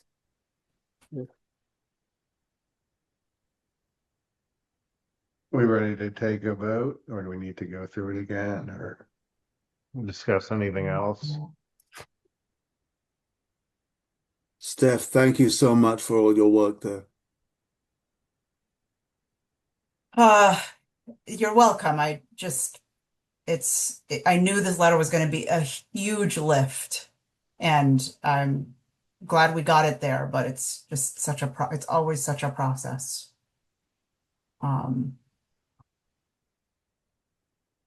Appreciate everybody looking at stuff on the fly here and trying to get it as best as we can in the meeting. Okay, so we can can we vote? Yeah, Do people want to look at it again, or can we call it?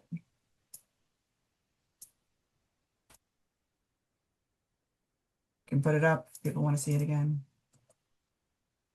we want to see it again.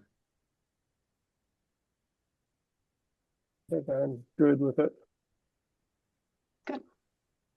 Yeah, I'll make a motion to send the comments as discussed to the select board on behalf of the planning board.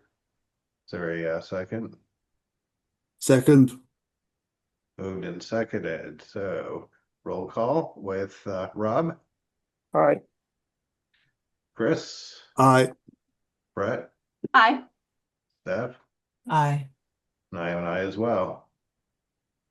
Thank you, everyone. Thank you, Tom. Thank you, Tom. All right, item 2, draft priority habitat map. So Heidi sent out some information. The town received a letter from the state and seeking comments, which I guess begins August 5th. This relates to the conservation and open space. But I think it's just been circulated for additional comments. Tom's been following habitats and shrinking size in Sherborn, and probably will be looking at the new draft, but this is likely informational at this point, or if the planning board wants to make formal comments. Do you share a little bit more about this, Heidi, what you sent out and the expectation might be, or? Sure. I think Tom can probably speak the best. The state is just redrawing some of what are the habitats on here. I think as Tom has found that these seem to be shrinking over the years, but it does projects and developments have to take some of these habitats into consideration. And I don't really think there's much that the planning board would take a stand on this, other than just for you to note that there are areas in town. Tom, do you have anything more to say as far as? No, what I can share just over the last couple of months, and I'm on the open space committee, and we noticed looking at older open space plans that the current map, and we're redoing all our maps for this open space plan. The current state maps for these special habitat regions, there's almost none of Sherborn covered anymore. It used to be like 30% of the town was covered. And we investigated a lot more, and it turns out in order to stay active for a area as a protected habitat, you have to be sending the Fish and Wildlife people observations of a endangered species like a certain salamander or certain plant. And these observations time out after 25 years. So if somebody hasn't seen a box turtle or reported it in 25 years, that puts a region in town in danger. So I don't, yeah, as you said, Heidi, there's really, I'm going to study this. There's not much we can comment because it is what it is. The state has a process for developing these maps, and we're either just losing our older reports or we're losing habitat, and we don't know what it is. And I think the open space and town forest have both talked about maybe making more awareness to the public on this, or any process for reporting. That might be the only way, if they're to note if these populations exist, or if they just and are not reported, or did they really disappear and no one sees them. But it's just was sent to us, sent for the planning board notice, and that's all this is for you. One thing I will know, I tried to go digging in through the maps and stuff like that, and it took me a while to realize that like what they're showing us are the old maps from 2021. And it says in multiple places, the new maps will be released on August 4th. So I'm like looking at the maps, trying to turn on layers and turn off layers and see what are the differences. And there's just not, the new maps aren't even out yet. So no, and I was trying to copy things, and I'm like, what am I looking at? To the yellows, the greens, just yeah. If anybody's interested, I can send you an analysis that the Open Space Committee did on the 30 years of mapping on Sherborn, and we've overlaid the 30. They do these every 5 or 6 years, so the 7 or 8 sets of maps and show the trend and show the shrinking. Happy to send that to you. Or Tom, will you be adding this new layer on it? As soon as yeah. So yeah, maybe when you get that, I can just send it again to the planning board for information if people want to see it. Yeah. And August 5th is when the state wants comments. Starting their period is opening, yeah. Okay. So this is just more of an FYI. Okay. All right, so moving on to item 3, data centers. Again, Heidi sent out more information on, there was some memorandum from the governor's office, and there was a PowerPoint that the town of Mansfield put together and how they were going to handle data centers and in Mansfield. I don't know if that would be applicable to Sherborn, but it's something that's that we can take a look at for a guideline and whether we want to develop data center language in the zoning bylaws. But what do you think, Heidi? Do you want to look at any of the material that was sent out or review that now, or the PowerPoint maybe? Yeah, or if people want to, I know it's getting later here. If people want to review the PowerPoints, I was initially going to put this under our zoning bylaw review update, but this is a topic that's become hot, and I kind of felt it warranted its own discussion bullet. So Mansfield had a town meeting. They chose not to ban them, but to limit them to a smaller size as one of the concepts of how to restrict the use and of data centers in their town, trying to be proactive. It's with the Attorney General. They don't have the approval back yet. They're waiting to see how the Attorney General rules on this, which I think would be good to find what comments the Attorney General makes. This is not a protected use. Interestingly enough, too, the state just put a freeze on the grants and tax credits that they were giving for the data centers right now, trying to make the applicants deal more with towns and realizing there are impacts to the towns if these come in. While we're doing our zoning bylaw update, I feel we should do something and put something in about data centers in maybe just in our table of use and use regulations. Some towns have just prohibited them completely, and that may be one thing Sherborn can do, because right now where it's not a protected use, maybe that is something that we can still do. Because we really don't have infrastructure to support. Other towns are also looking at making them just as an accessory use into a building. So that's another option, which would automatically limit the size or capacity of a structure. But I'm concerned if you've got a huge barn, you could still put in data centers and use multiple barns in town. And so although it'd be nice to wait and see, I kind of feel that we should have this discussion and put something in our zoning bylaws in the next time, because we only have a meeting once a year. So I was going to see what the thoughts were for the planning board. Would that be a protected agricultural use? If it's in a barn? Yeah. Well, if it's only a certain percentage and it's not their primary business, I don't know. It uses the same amount of water. A data center on the side. Yeah.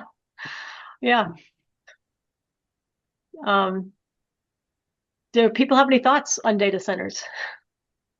I would rather be proactive and protect ourselves or control these things rather than, hey, look, we're bringing one into town.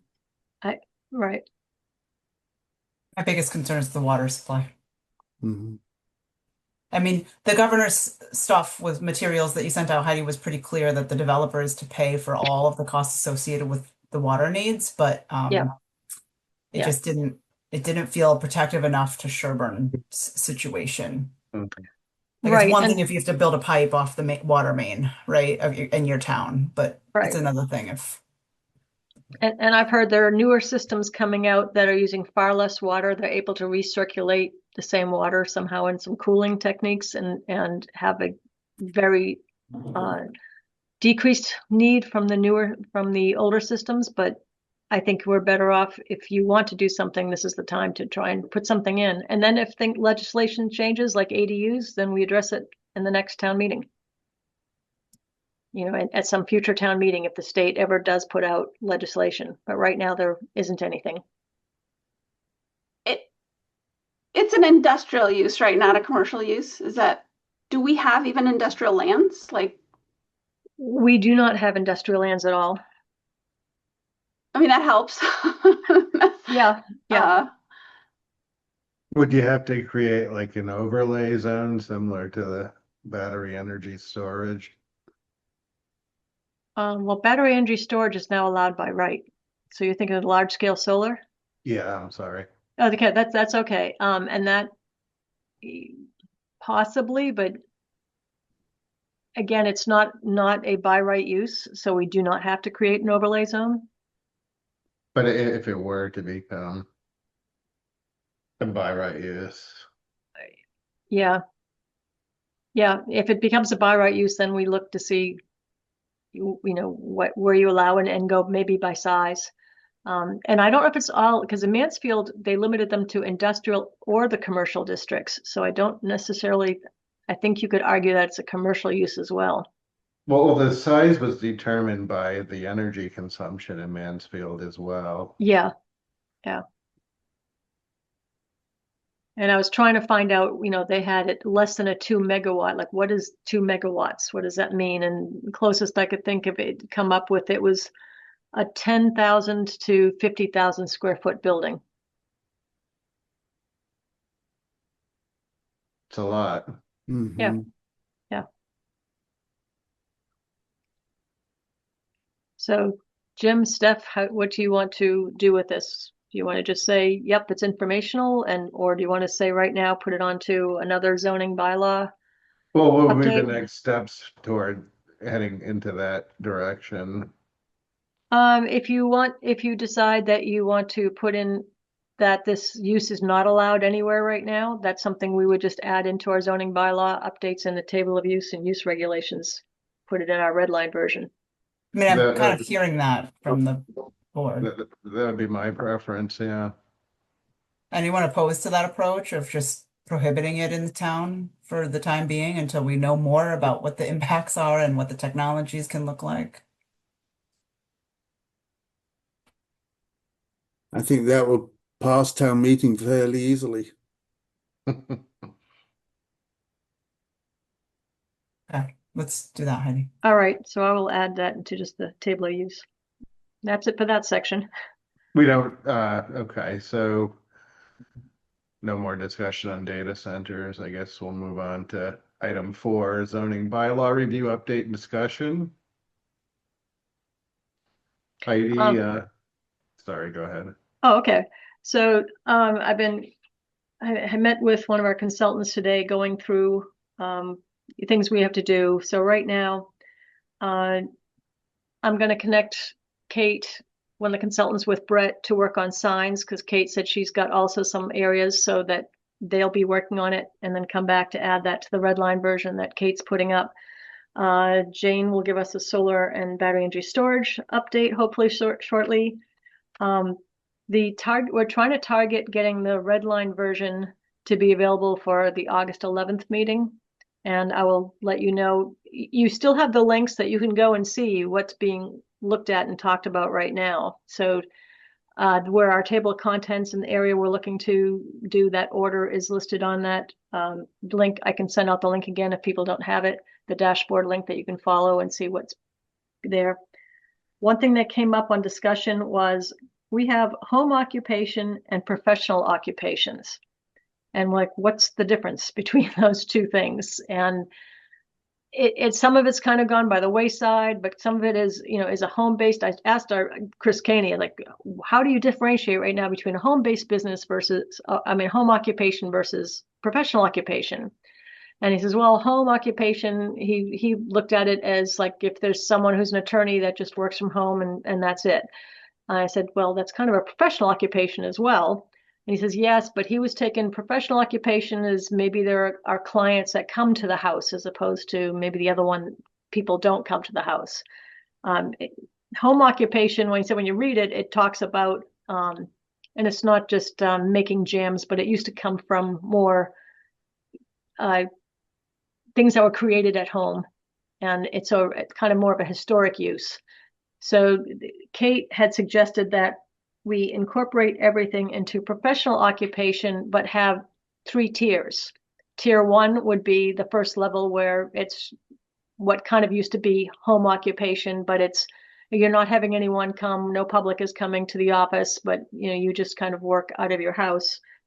Tier two would be, some people coming and maybe there is a site plan review done to check a few things on it. And tier three would require a special permit where you would need the parking spaces or signage or anything else for more active use, which I thought was actually a reasonable approach. Might update it a bit, and I was going to see what the board thought. Yeah, I think that sounds reasonable. Me too. Different tiers. Okay, so we will update that a little bit.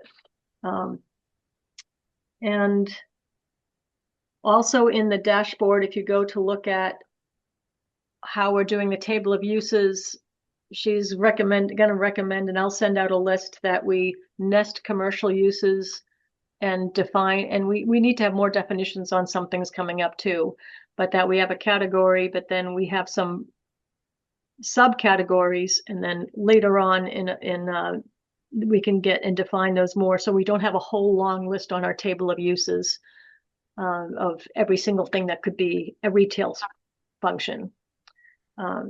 So I will send that out for people to look at, and I'll send out the link again. The other thing that we talked about was our business professional area. We have 2 parcels that are business professionals. And, we've had everything else is business general. And if people want to figure out what it was, it's the office building George Fisk had, the red one that has the little antique store in it, and then the one on the other side of the tracks that is law offices and some other office. It's a farm building that's there. I know that there's been difficulty when I had the business roundtable of people keeping office space leased here, that there's been a huge drop in demand and a lot of empty office spaces.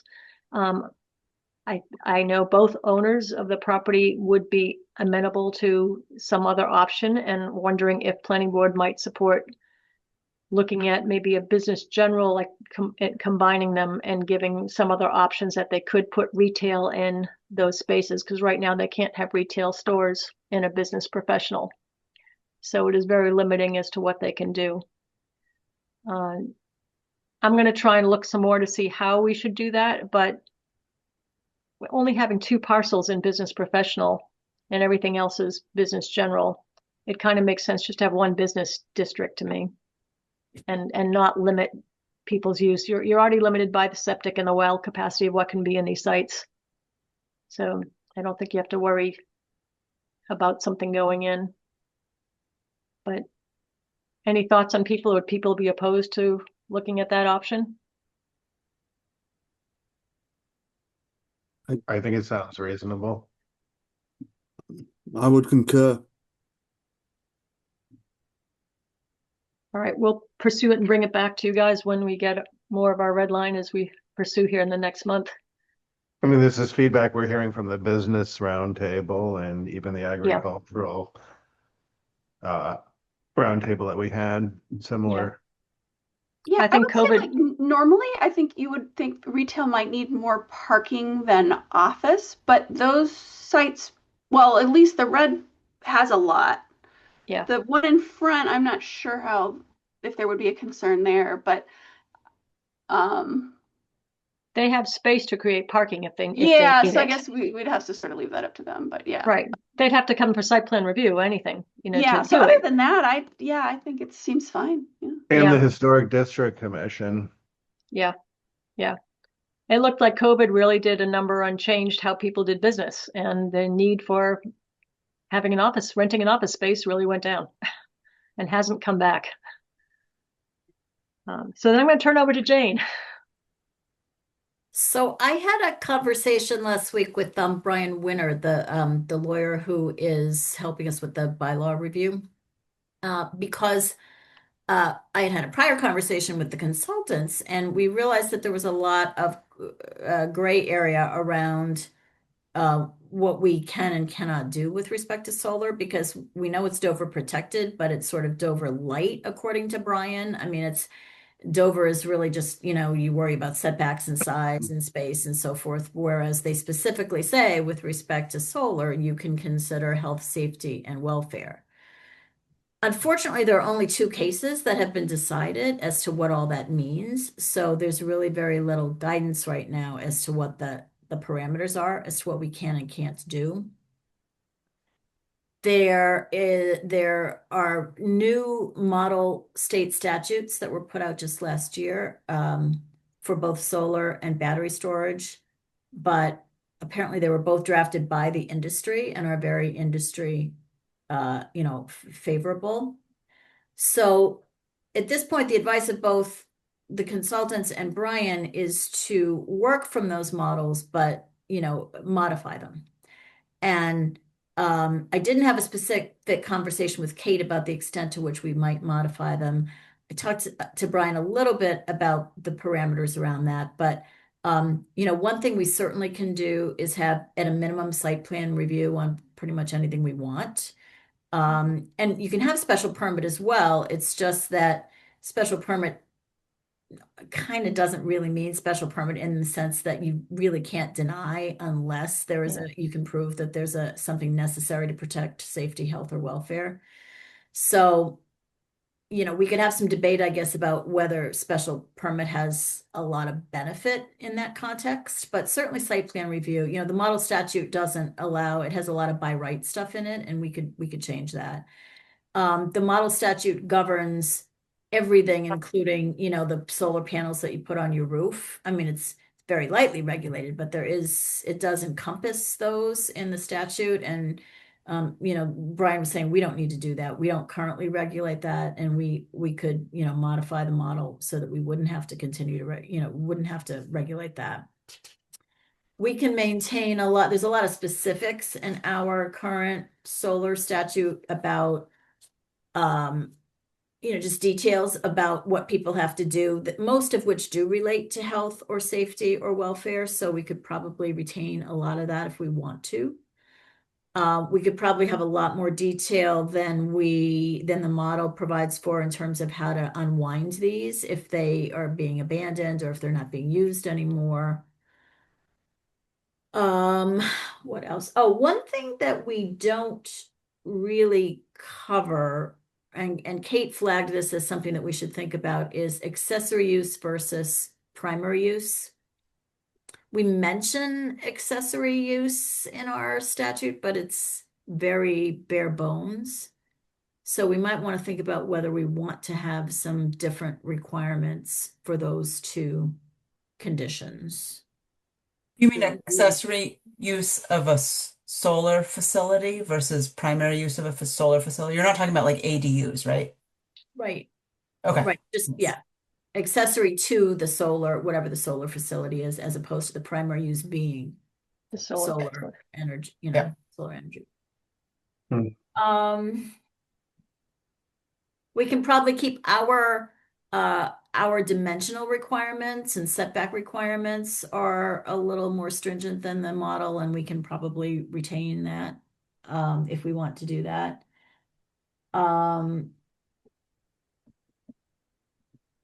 I think that those are the big areas that we might want to think about. So I know that the consultants are doing a red line, and I guess Heidi, I don't know if they're working on a red line on this specifically, or Brian certainly could do it as well. He's worked with other towns. I don't know if this is one where it would be helpful to have Brian do the first cut at the edits.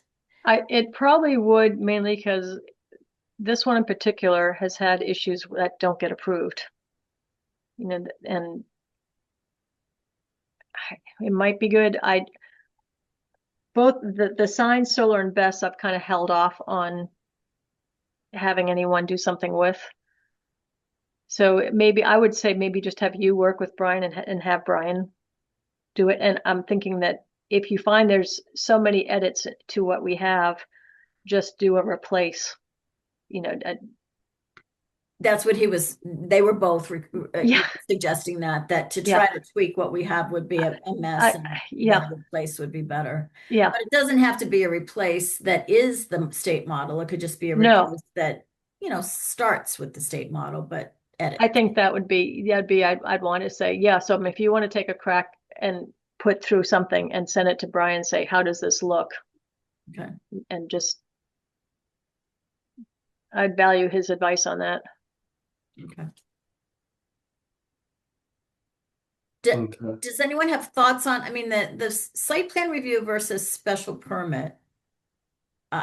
I think is a little bit tricky because actually there was a case that just came out last week. There's only two cases on this, and one of them just came out last week. And one of the things that the energy company argued in that case was that, hey, there's really no difference between site plan review and special permit in this case because it's Dover protected and it's all basically the same thing. And the court specifically said, no, it's not the same thing. There is a difference between a site plan review and a special permit. But then it went on to say, but in this case, special permit does not allow you to deny unless there's a necessity to protect health, safety, or welfare. So I don't know where that leaves us. Sometimes I worry that if we have a lot of special permit language in there when it isn't really a true full special permit review, that it invites planning boards, perhaps of the future, who weren't there for all this discussion to think that it is more, that allows us to do more than we really can do in this case. So I don't know. To me, that's a kind of a judgment call about which way to go. Certainly site plan review you can do on pretty much anything, I think. I'm just wrong with special permit. Usually you've got to keep coming back and renew them. And I think in this case, I don't know if that's necessarily going to be allowed to say you have to make that requirement. So I don't know what we'd gain other than it goes to the ZBA. Well, you could do a special permit with the planning board too. But I think if there can be enough teeth in the site plan review that it's very specific, then it would be the same things that we'd be asking for in a special permit. Okay. I don't know. That's a good point, though. The site plan review would only be once. Usually, yeah. I mean, you just have conditions to complete it, but it's built and it's done. I think maybe you could ask for monitoring. Battery energy storage system more in particular, I'd want more monitoring on that. And maybe battery energy storage, we can look at a special permit on that one. But there again, too, it's protective use and it's court has held it's got the same protection as solar. So people can think about, we don't need an answer tonight, but I think that's an answer the board should come up with. Interesting questions, though, nonetheless. Yeah. Good points, Jane. Thank you. I think of a site plan review for that as being something like, ensuring that the fire truck can get to the site, that the access road, stuff like that. It really is health and safety. So do you think what would a special permit give you that wouldn't give you?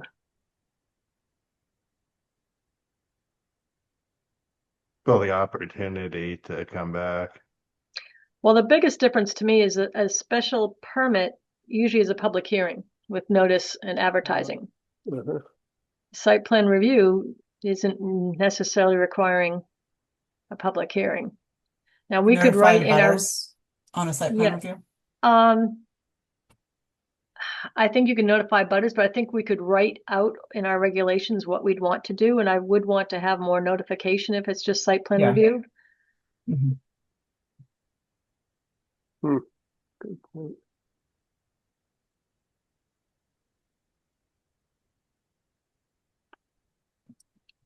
So Jim, that's kind of it right now. It's kind of just trying to do an overview of where we are, and I will get the links out. Okay. Sounds good. So I guess we'll move on to other business. So are there any reports on meetings with other town boards or entities? Rob? None from me. I don't have any either. Ditto. And okay, thanks, Chris. Steph, are you on other boards Not right now? anymore. Okay. All right, so the next item would be town planner report. All right, we'll try to keep this short as well. I sent out some information. The governor signed into law that made some zoning changes retroactive as of July 1. Yay again, trying to figure them out. And there were a couple of overview sheets that were sent out on the zoning bylaw changes. Most of it's going to really be for the zoning board. They talked about non-conforming uses, and they also talked about variances, where before it is now have the new standard that is actually a little bit less stringent than it had been on how to get a variance. And this town has not been known for giving variances, so it'll be interesting to see how the ZBA decides to go and if that makes a difference on people applying for a variance now. I'll let you guys read it. I'm not going to have Steph go up and go through the items right now. The other thing was on electronic notifications that now previously we've had to send with certified mail to surrounding towns and to the state organizations when we have zoning bylaw changes and coming up. They are now allowing electronic notices, which costing just over $10 a piece to send those out, and that's a big change. So we will gladly take that. But they still didn't change the newspaper requirement posting as far as I can tell. If anyone has questions after you look at it, please reach out. I'll try to get the best answer I can on those. I also sent out a PowerPoint from the DOER on clean energy siting. That is something that has come in. We talked about that we were not, because we only have an annual town meeting in April. This again is another thing that they brought out after our warrant closed, and we looked at it, and town council said there really wasn't any changes we had to do in our bylaw because it'll just go default to the state, which we decided to do. But now, that we're supposed to have, for someone that is coming in with a solar system or any big battery energy storage systems, any of these systems, the town is supposed to have a kind of consolidated permit, streamlining permit process, and you have 12 months to come to a decision, or it is constructively approved. By the state's default, when you don't have anything in your bylaw, the license granting authority is, in our case, the select board. And they can designate someone else to be the license granting authority that can organize the permit and the different groups to weigh in. But right now, because we haven't put anything else on our books, they are our default, which they may not know right now. So we'd want to make sure we do let them know.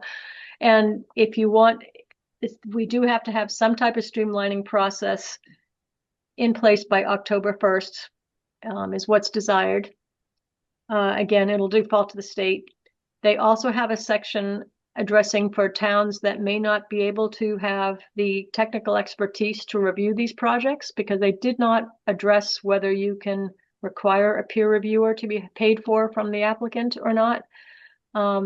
It could be a burden on a lot of towns like ours who we don't have the technical expertise to go and weigh in on this. We'd have to make sure we got it. That the towns can turn it over to the state, and then the state will go through the process and give out a permit. Problem is, you don't have control, and the state doesn't necessarily know what the local issues are.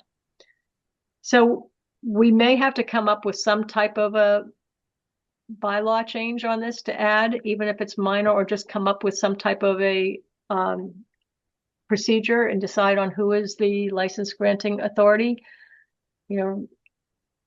Might be a good discussion. The PowerPoint I thought was pretty nice. It gave some examples of what the difference is between a 40B and this process in their eyes of what it is. It also gave some definitions of what sizes and how those sizes look like on megawatt, which was very useful for me to see.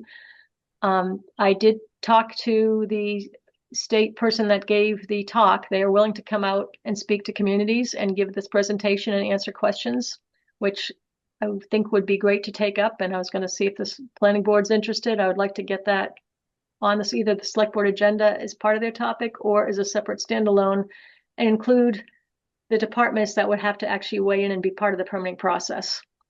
You know, so that we all get educated on what the expectations are. So if that's agreeable, I'm thinking maybe sometime in September to try and get that set up. Thoughts? I think that makes sense. Yeah, it sounds like we need to send a note to the Board of Selectmen to alert them to this and that action is needed. Yes, so I will try and get on their agenda in August and bring this up to them. But I kind of feel setting up, whether it is a standalone conference or as part of their board, would be good. Just and having someone actually from the state come out and be able to answer our questions as to how this would work for Sherborn. That'd be great. All Right. right. I will work on that, and that's it for my updates. Excellent. All right, so it looks like the next meeting, like I said, is scheduled for August 11th at 7 p.m. via Zoom, with the continued hearing for Meadowbrook Commons. So that would give us an opportunity to have another meeting in August, as we said, if needed. And Which So, we may need. I have a couple of A&Rs that have been floating around and waiting for them to get filed. Heidi, can you remind us the status of the Meadowbrook Commons? Yes, What so when we do the hearing on the 11th, what are we covering? so the Tetra Tech had provided comments. It's now up to Toll Brothers to answer those comments and hopefully get them back to Tetra Tech. The goal to them is to get it back to Tetra Tech in time for Tetra Tech to reissue comments on their comments that I would like to get before the 11th. Before the 11th. Yes. Okay. will Tetra Tech be at the hearing? Yes, I've confirmed that he will be at the hearing on the 11th, Stephen Boulay. Okay. So if we don't get it back by Toll Brothers, I think then we have to bring up Tetra Tech's letter and have the discussion with Toll Brothers, run down that letter on each one of those items. Where do these stand? That's at least the starting point. There are still going to be other issues, I think, that we have. Community comments, will those be considered on the 11th? Some of the community comments and letters. Yes, so I'm hoping that will be considered. I mean, some of them were mentioned in the Tetra Tech review. Some of Bob's points were actually mentioned there, but not all. So if people want to, I would really suggest people read Tetra Tech's comments and go down the list and then go back and look at what Toll Brothers had submitted to see where those differences are. That would be helpful. Before the hearing. Yes. Yeah, just let me, I'd like to bring up that the aqueduct subject. Yeah, and Tetra Tech really, it's in Tetra Tech. It's very well covered.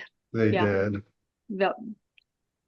Very well documented on what needs are there. But we don't know what the answers are yet. Okay. And